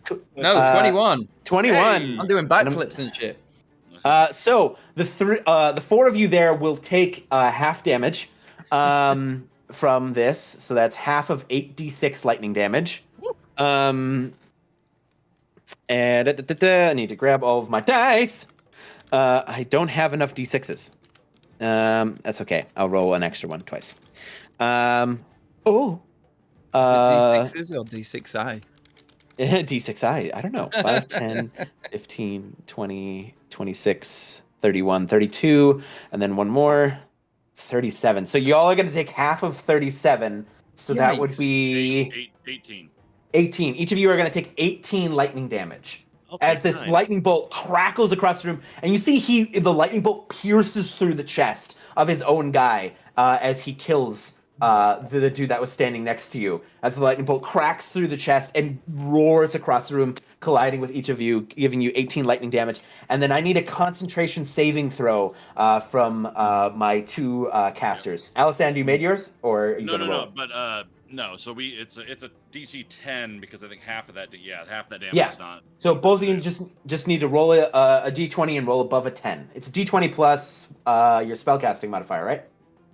Yeah, plus. Yeah. Or it's a Constitution save, isn't it? So it's D20 plus a Well, Constitution. it's concentration. It's concentration. To keep their concentration on the spell. Oh, I wasn't aware of that. That's neat. Yeah. Yeah, so both of been you roll doing me a d20 and add yours. It's fine. And add your spellcasting modifier. Where's my spellcasting modifier? It's right above your spell list on your character sheet. 2. Right, got it. All right, because I can't find my regular dice. I rolled my die. I got 22. Ooh, nat Oh, and a nat 20. So the 2 of you, even though you just got rocked Told you by I'm a doing lightning backflips and shit. even though you just got rocked by a lightning bolt, you're both able to maintain the concentration on your spells. We all did a a synchronized Neo dodge just as we rehearsed. Just like, oh, but I'm cool. Cerix, you are up, my friend. The man next to you was basically a hole was blown through his chest, and is dead. But there are still 3 in front of you, and the headmaster to your side. What do you do? Punched my monitor. Oh, I'm sorry, real quick. First thing that Cerix is gonna do. Sorry. Oh, sorry, I was gonna Go. say, I think I have to roll for the lightning bolt hitting. Would it hit one of my images, or because it's a actual? A save. I don't know if it does. I Let me don't double think check. so, but yeah, Yeah, I feel because it's a save. It doesn't work. It doesn't Yeah. hit a duplicate. It hits you. Alright. Yeah. Oh, we're good. We're good. Cerix? Yeah. Okay. Cool. So, he will turn to Samriel and just be like, Oh, you got ghosts too. Nice. Also, I am very hurt. And then he will turn back to look at the Archmage. This bookshelf next to the Archmage. Yes. What's it? Paint me a picture. What's it look like? So these bookshelves on the sides, because these are the beginning of the rows, like not the small ones amongst the common area, this bookshelf's easily like 10, 12 feet tall. And it's about, I think that's 20 feet wide or long. Okay, cool. He knows he's got an enemy within 5 feet of him, but he's also poisoned, so it's more or less irrelevant for a ranged attack at this point, because he'll have disadvantage either way. He's going to try and shoot... essentially what I want to do is try and shoot like a bracket or something on the side of the bookshelf closest to the Archmage to try and essentially tip a load of books off the shelf onto the Archmage. Okay. So here's what we're going to do. Yeah. Here's what we're going to do. I want you to roll the hit first to hit the bookshelf. Yeah. Okay. So roll the hit first. Cool. Advantage due to everything. Oh, that is not a good thing. But I'm gonna use fortune from the many as well. So Okay. I'm gonna make the shot, which will come to a total then of 14. Yeah, hit. it's a bookshelf. It's not hard to hit. But now what I want you to do is I want you to roll a athletics check to see how powerful that arrow was, Nice. and to see if it will like crack off a part of the bookshelf. Like how Okay, powerful awesome. was So, it pulling the arrow back? Great. So I would have disadvantage on that due to poison, because it's a skill check. Correct. And then that cancels out the rage. So it's just a straight roll. I'm not having a great day with these. That is Oh no. an 8. An 8. So like you make like exactly where you wanted to hit, you hit, but it just kind of kink, and the Archmage just like looks at the arrow as it just wasn't strong enough to crack part of it with an 8. You have a second two attacks attack. in a turn. I was gonna say you got 2 attacks. You run it back. Let's go for it. Do it. You can do it. Okay. Incidentally, Weaponized same thing literature. to hit. All right. And then Throw the smugness in Let's his face. oh, that's better. That's a 22 athletics.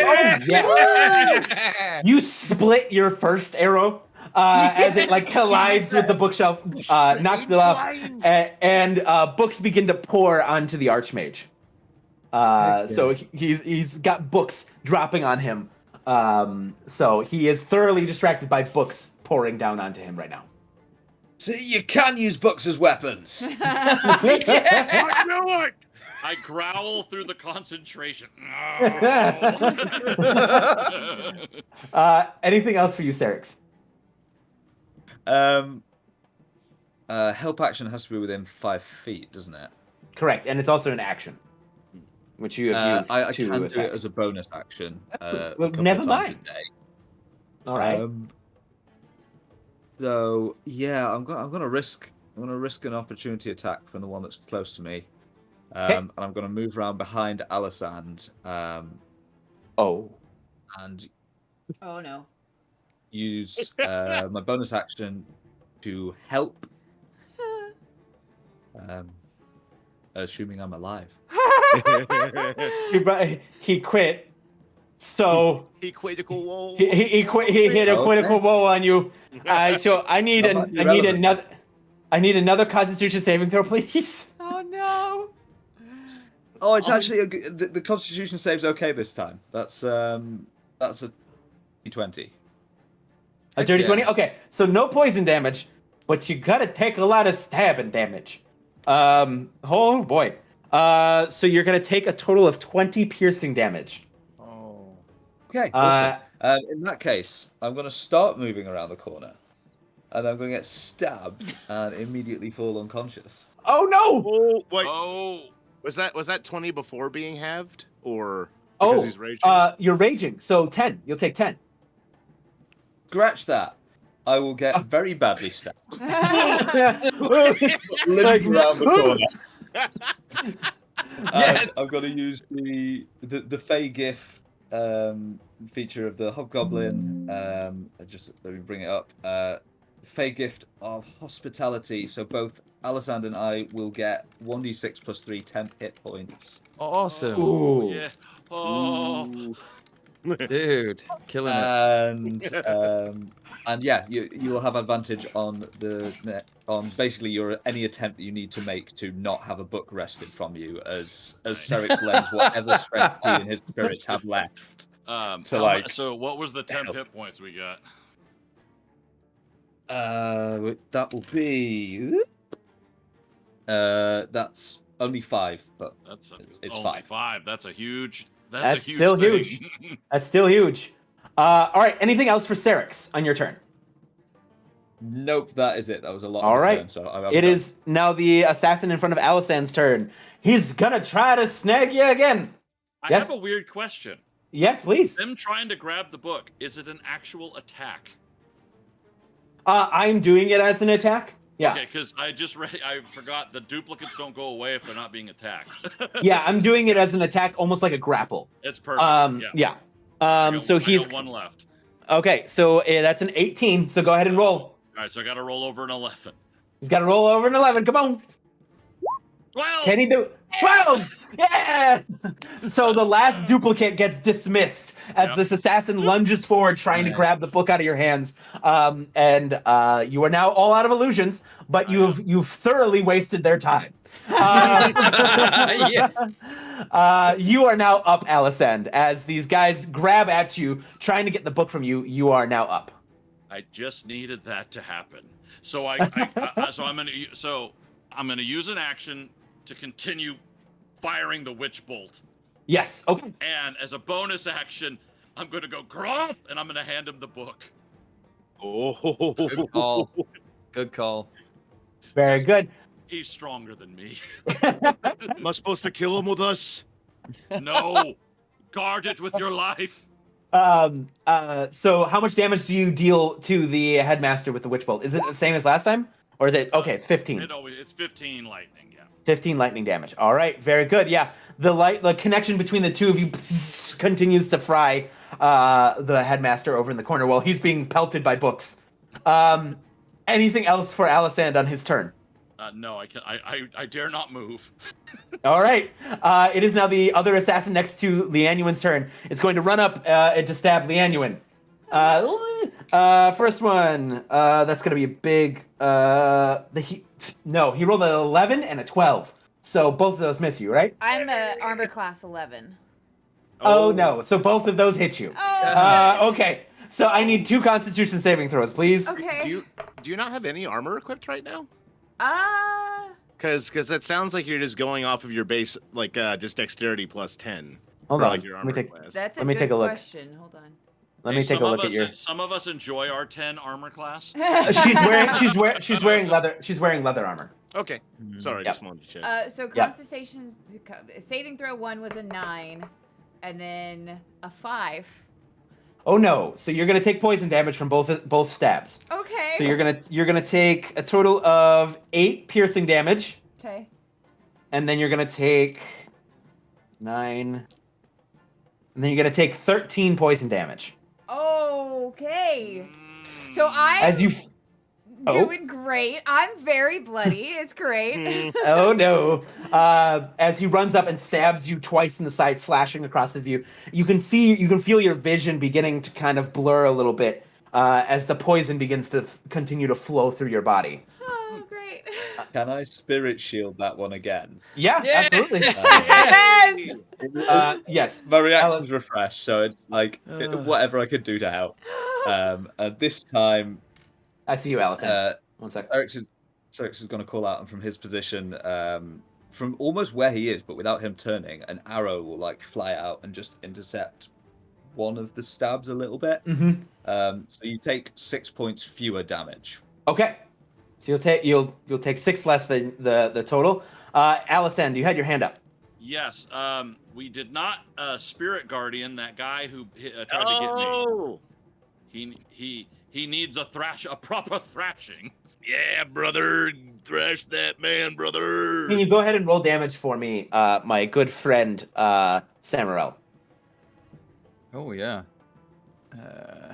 Oh, yeah. Oh yeah. Oh, yeah.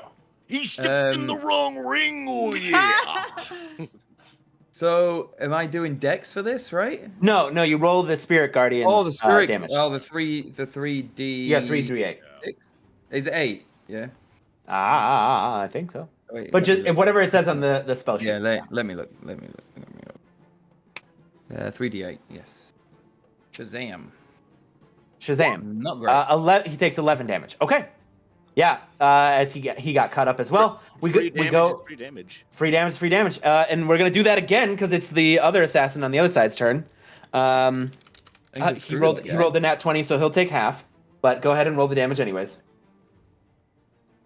Oh yeah. 13. He'll take half of 13. All right. Okay. Very good. He is going to attempt to stab Cerix. Not Cerix. He's going to stab Samriel. The first attack is... They both are going to miss. He rolled below a 10. And your AC is higher than that. Okay. We go to... Blackfoot at this point. Groth, you are up. You have So- the book now. Old timer handed me this book. Fuck am I supposed to do with us? And I take it, and I just take the bind of it, and I just like chomp down on it, hold it in my mouth, like a friggin' dog, Like a hamburger. so Got I it. can keep swinging tarot with both hands. So now I have this. So I'm holding this ancient tome in my mouth, and I start swinging to get these guys.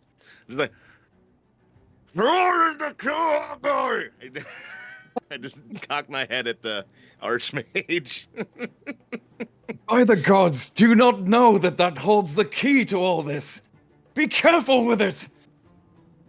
And I start swinging. Reckless attack. So straight rolls. That guy's probably going to get killed by the Spirit Guardians on his next turn. So. I am going to... Again, I'm going to risk an attack of opportunity. I'm going to actually kind of spin around. Well, actually, can I try and like force my way through these guys in order to get here? Yeah, I mean, as long as you don't end your movement within their space, you can pass through them. You might proc attacks of opportunity depending on how you move. Yeah, I want to move in between, just push in between these two guys to get here. Yeah, you could easily do that. Boop. All right, cool. Sweet. That way, I'm within range of all of them. All of them. I haven't tried this yet. I'm going to make my first attempted swing on this center man's here. I'm going to make it a great weapon master swing recklessly. So one singular roll. One singular roll, minus 10 to the roll, right? It's Or minus is it minus 5. 5? Minus 5 to the roll, yep. That is a 17 to hit. 17 will hit, my friend. All right. And that is... I'm not rolling good on the damage tonight. It's still 17 points of slashing damage. On 17 points of slashing damage. Very good.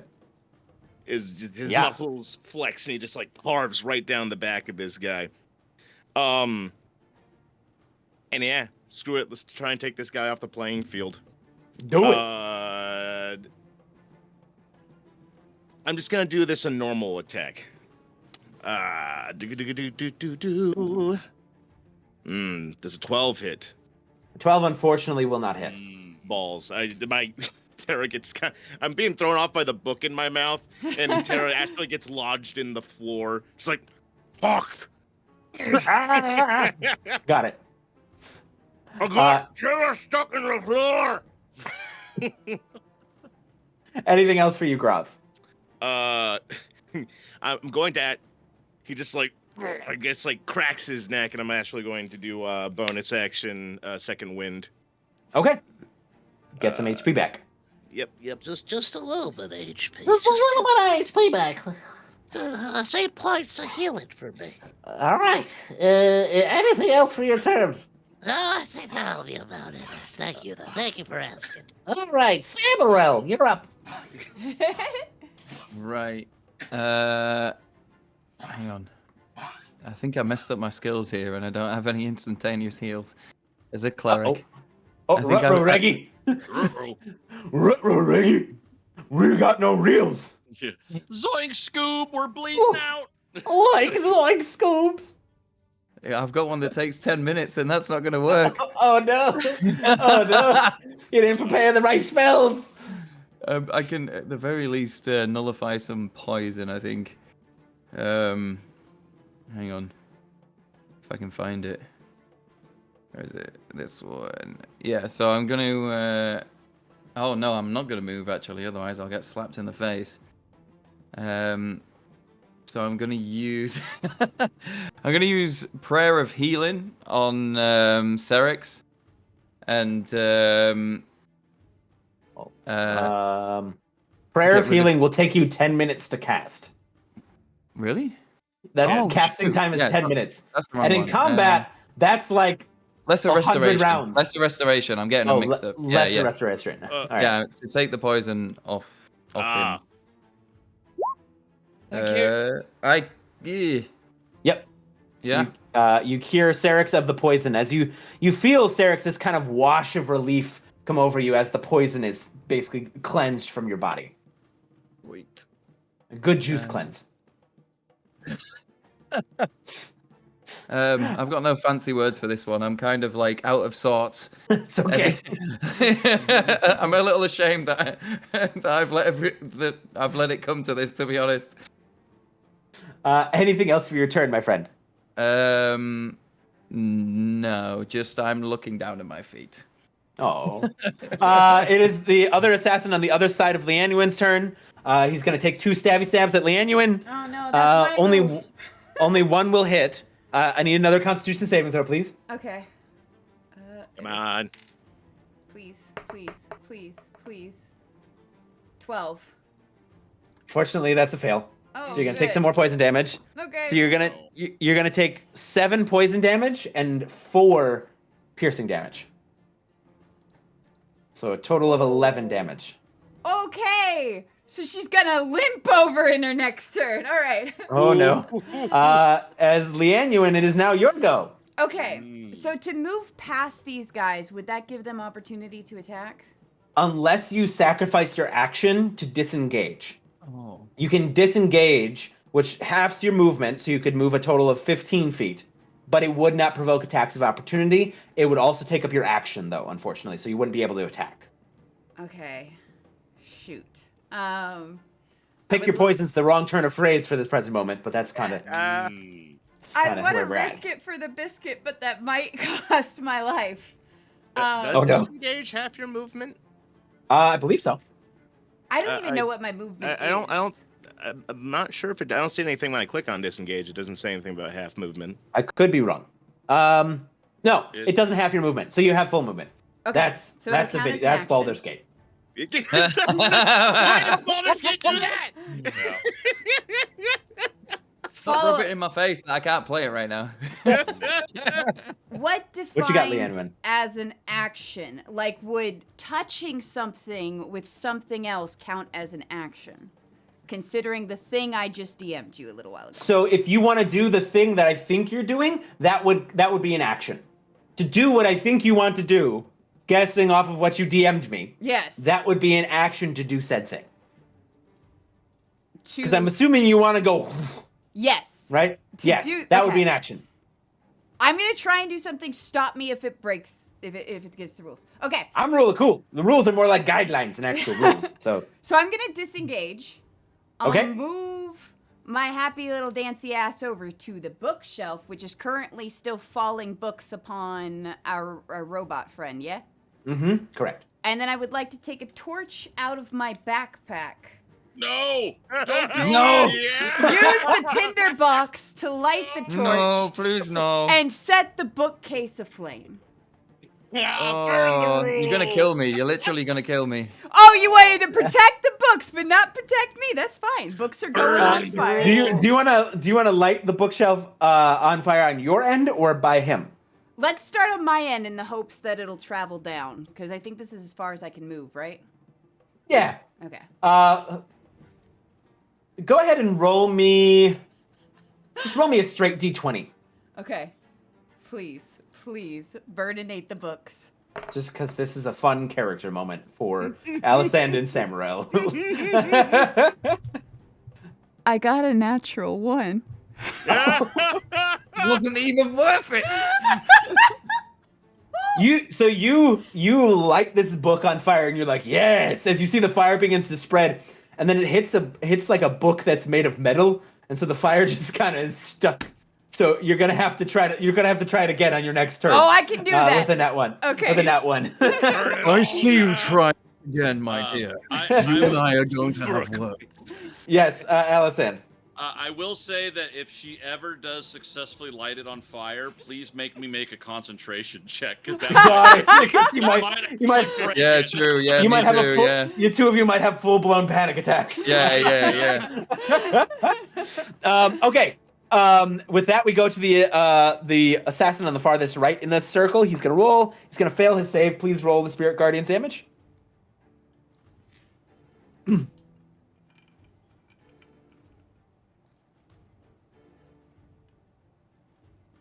Samriel, Sorry. can you roll the Spirit Guardian damage, please? Oh yeah, sorry. And on your spell list, Samriel, where it says Yep. effect and it says 3d8, if you click in there, it'll actually roll the 3d8. Oh, You don't have re-roll to- it again. Yeah. Yeah. 9 damage. Well, he only had 8 health left. So you see the Spirit Guardians just turn him into hamburger meat as they just like glide across him, just cut him into ribbons. Just And slightly useful. he is dead. It is now the Archmage's turn, who's gonna push himself out of the books. No! He's gonna push himself away from the books. Yeah, we missed the opportunity there. We did something really cool and did nothing with it. It was like Sorry.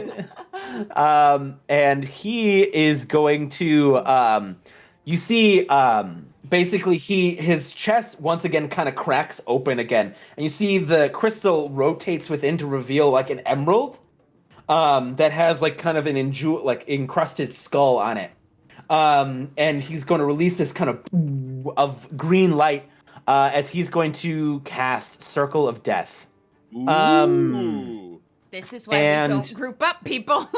I need. Hold on, I gotta see how wide wide grouping up. wide the radius is. I do not like this. I do not like it. I do not like it at all. Oh wow, that's a huge radius. Okay, so it's everyone. I didn't realize how big a 60-foot radius was. Oh no. It's large. Yeah. I need everyone in the room to make me a Constitution saving throw, please. Oh no. Is this a poison effect? Less Or bad is about like- grouping This up, is at least. this is not a poison effect. Okay. 12. This is a spell. 12, I got a 22. 22. I have rolled ESPN the Ocho.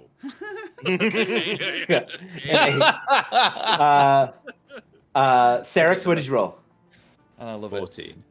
Was it 14. 14? 24. Did 24. Anyone who rolled above a 15 will save and will take half damage. Quick question. Yep. Is this a magic attack? This is a spell, yes. Oh, so then I get advantage on it, right? On saving throws against being charmed with magic? With Fey ancestry? Let me... Fey ancestry protects you against being charmed, I believe, but let me double check. Okay. And Yeah, with it's being... sleep. It Yeah, says it's like, against being yeah, charmed. it says magic.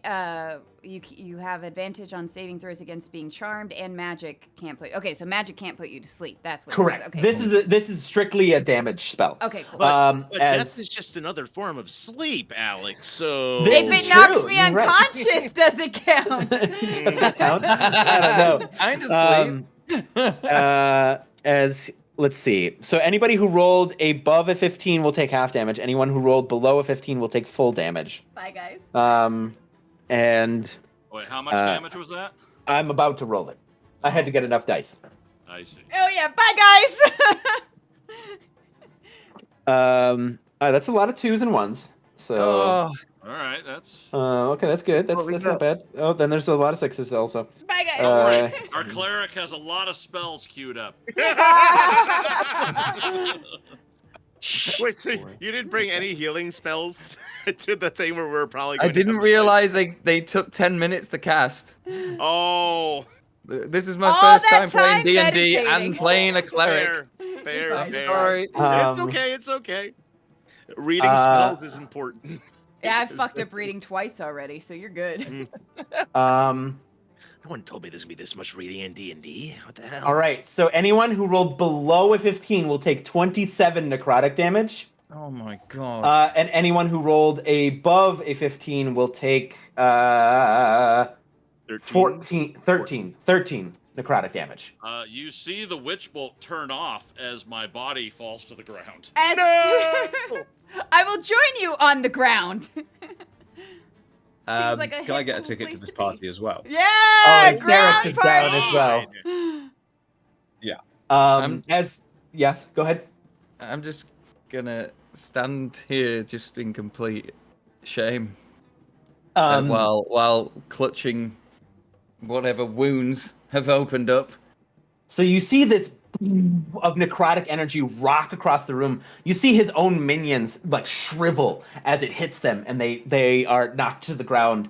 And you see your friends Groth and Samriel all just drop as the life is just drained from them as they drop to the ground. And the headmaster looks at the two of you and goes, "Give me the book, and you may have time to save them. Otherwise, you may join them." So, Do his so did that Wait. negatively affect his His minions are dead. Oh, they're all Right. dead. Yeah, Oh, he okay, killed yeah. all of them. so just me and Groth are still standing. Correct. All of your Right. all of your friends have dropped. Okay. And at the end of his turn, he's basically saying, "If you want to save your friends, give me the book. Otherwise, I'll finish them and you off." Right. Let me check something real quick. Give him the idol, he'll give you the whip. Nice. I get that reference. I get that reference. And that's going to be the end of his turn. So I'm going to have the turn order continue. Cerix, please make me a death saving throw and send it to me what you rolled. Don't tell the Oh group. yeah, secrets. Absolutely.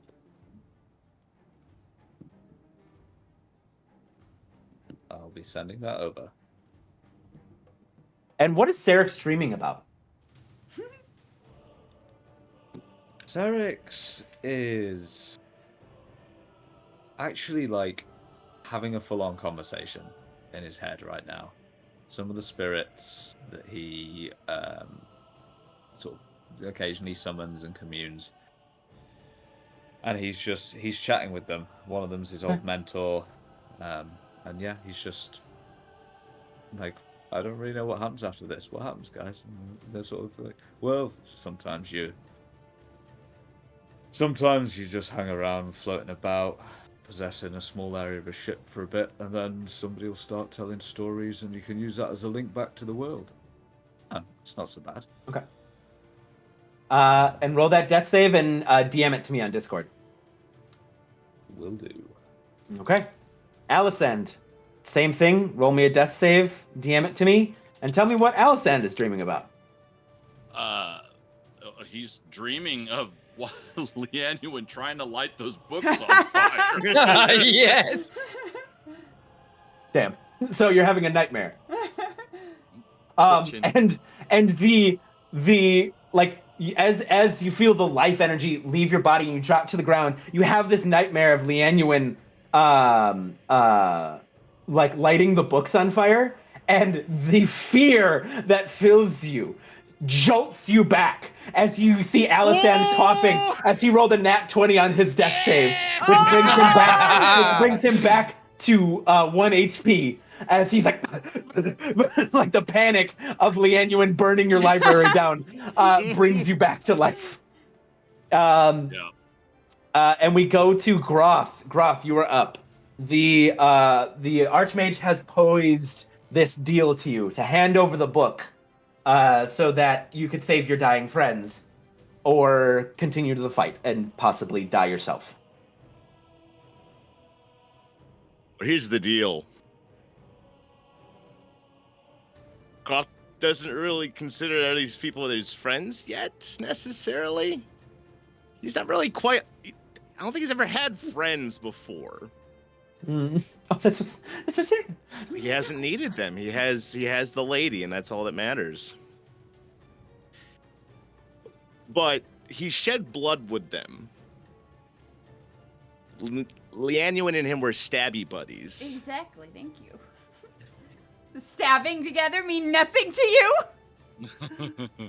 I'm like holding my chest where I got stabbed and kneeling on the floor, and I call out to Groth, and I'm like, there are other ways to find wisdom. It's not worth the lives of all of you. Please, hand him the book.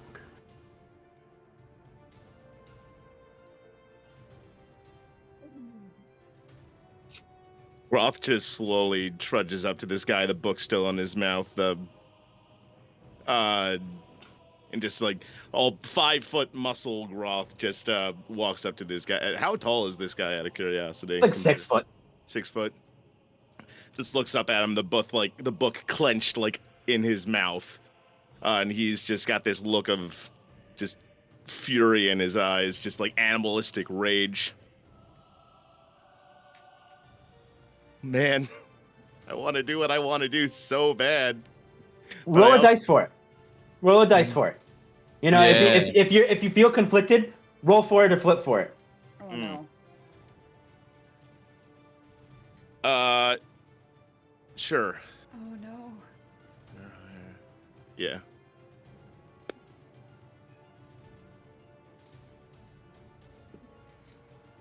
He pauses as he's staring at this thing. He's fully, his muscles are flexed like he is about to do something, like he's about to either like to start swinging at this guy regardless or whatever.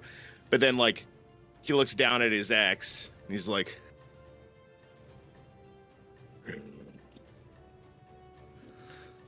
and he just like slams the axe head, slams her into the floor, and like takes the book out of his mouth.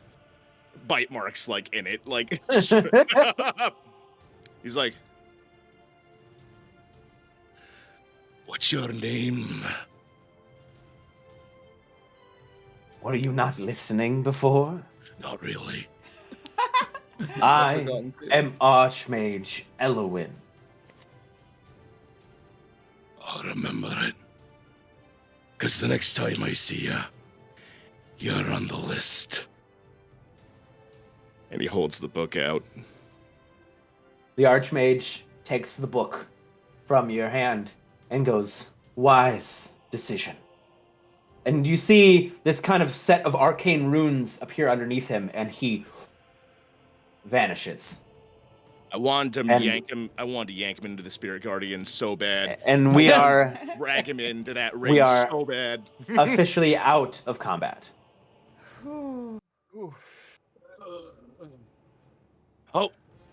Help the Forgive goblin, me, my friends.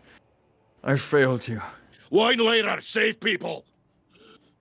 I'm gonna use use my spare the dying on these poor people right next to me, and with both hands I'm gonna stretch out and use spare the dying on both of them. I'm going to slap Lianuwen awake. Make me a medicine check to see if your hands have medicinal properties. With disadvantage because I'm poisoned. Yeah, because you're poisoned. Oh. Well, the first roll, well, they were both the same thing. That was a 4. 4. She's not waking up. Don't think she's gonna make it. You feel like you'd be making it worse. A touch too much. No, it's not the time to be fucking dying. Are you going to use Spare the Dying on Lianuwen as well? If I can, I'm gonna go over there. Of course, yeah, absolutely. Yeah, absolutely. Yeah. So you're able to bring back all three of two of your downed friends from the brink of death, as you all basically are brought back. The library is torn asunder, pockmarked with lightning, and you see tons of broken furniture, a shelf that was partially burned, one shelf that was knocked over, another shelf that was kind of broken, all the books piled on the floor. But you are out of combat. What do you all do? Well, the first thing I'm going to do is I'm going to say, my apologies, my friends. I am deeply, deeply sorry I was not able to heal your wounds. And also to bring you to this place where someone we trusted deeply, we have known this archmage for nearly 100 years. What could it be that made him betray us so? We must follow this thread. If you are all still with me, I understand. If you are not, for I have let you down, and this is clearly a dangerous journey. However, please,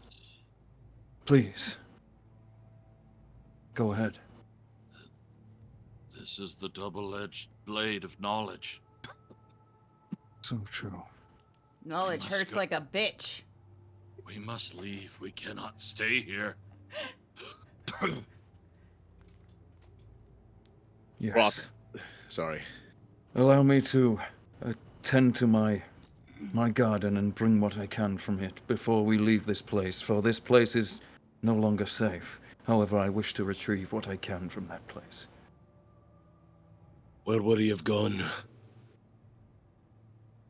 Any idea? Could have gone anywhere. At this point, the archmage we knew is an imagination, an illusion. Well, in that case, Groth is going to go to this table and he's gonna swipe off a dead body's on it. He just tosses it off the table, clears a space. He takes out a really dirty scroll of parchment and he just kind of slams it on the table. And he unravels it. And you just see a list. You just see what looks like it looks like just a list of names of things. Some are scratched out. There's blood splattered on it in places. And then he slides it up. oi,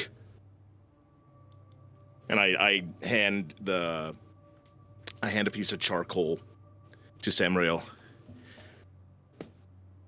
his name. Write it there. 'Cause I'm fucking killing him.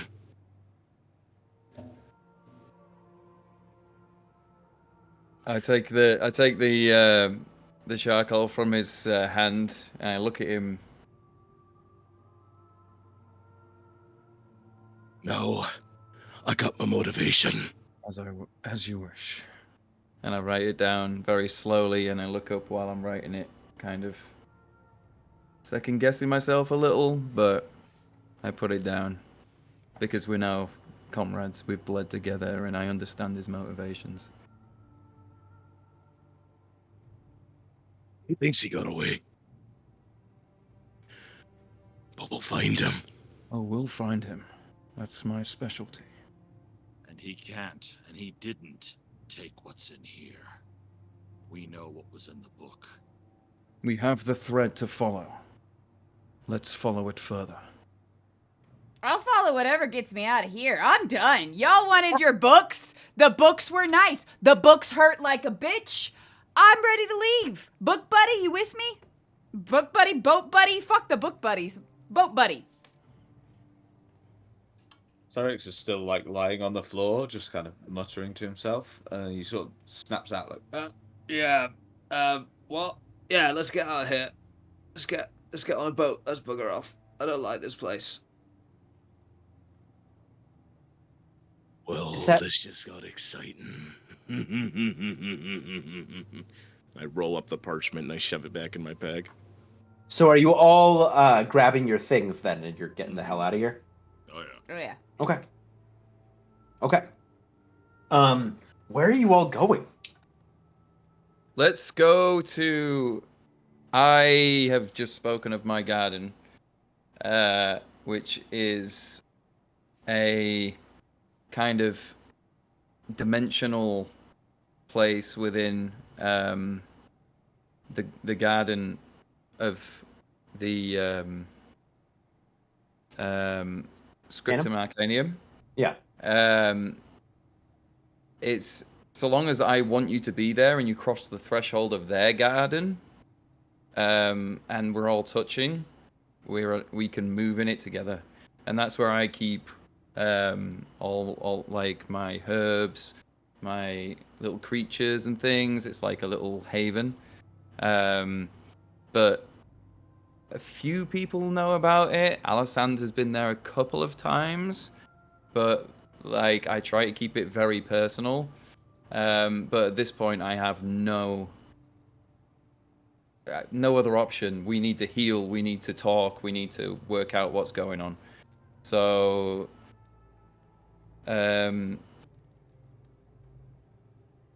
everyone, I understand if you've lost your trust in me. However, before we leave this place, I have a little haven where we can rest up and we can discuss matters further.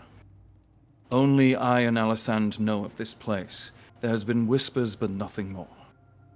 Please, if you will, join me. I will heal your wounds, and we can maybe discern the next course of action. This book talked about dragon shards, right? Yep, it did, yes. And these shards are, on the other islands, aye? Four of them are on the islands. A fifth is in the sea. Maybe. If we find the others, maybe we can find an answer to find out how to get to the fifth. It is a start. Very So- well. Then I'm let us go to a safe place and discuss this further.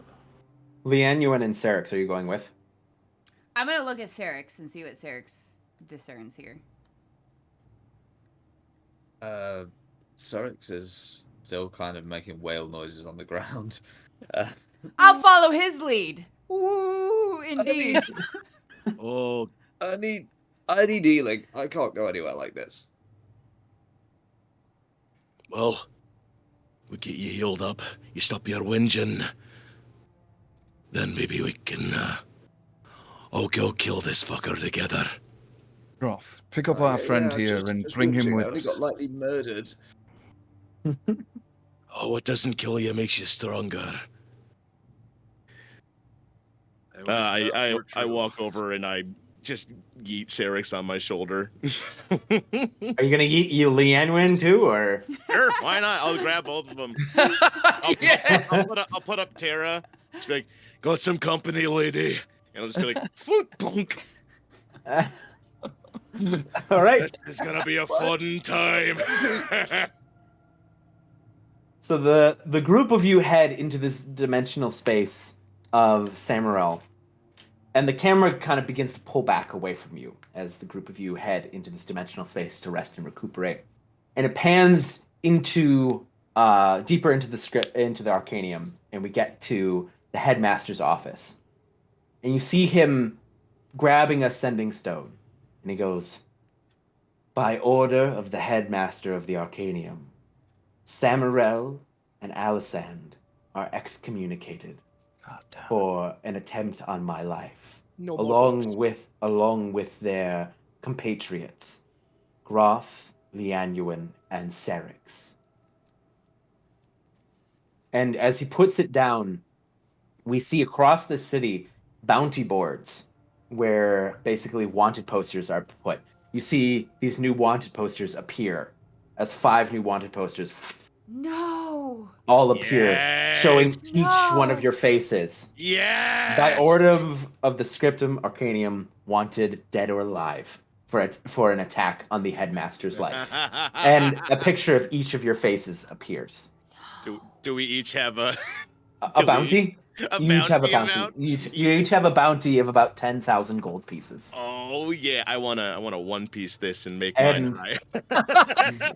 That is where we're gonna stop for tonight. Yeah, I'm so excited. We're gonna kill so many people. Awesome. I'd like to congratulate Alec on finding a fate worse than death for me.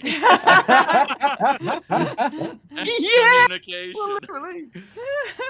I just want to say that roll I did was to determine whether or not Tara would convince me to stop fighting and think about the people I've allied with. I made it a 1 to 10. I keep going and see this to its bloody finish. And 11 to 20, it would be I would listen to Tara and stop. I rolled an 11.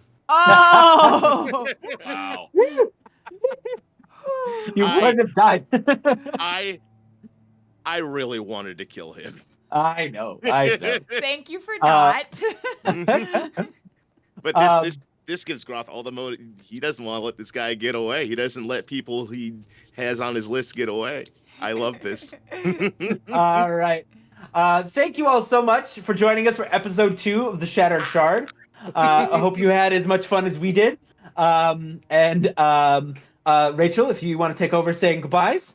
Thank you, guys. If you want to follow anybody below, we got their social medias handles on the screen. You can put !D&D links to get the links to everything. But the best way to know when we're going live, what we're doing, when this episode goes up on YouTube and everything, is to join the Discord. If you put !Discord in the chat, it'll take you over there.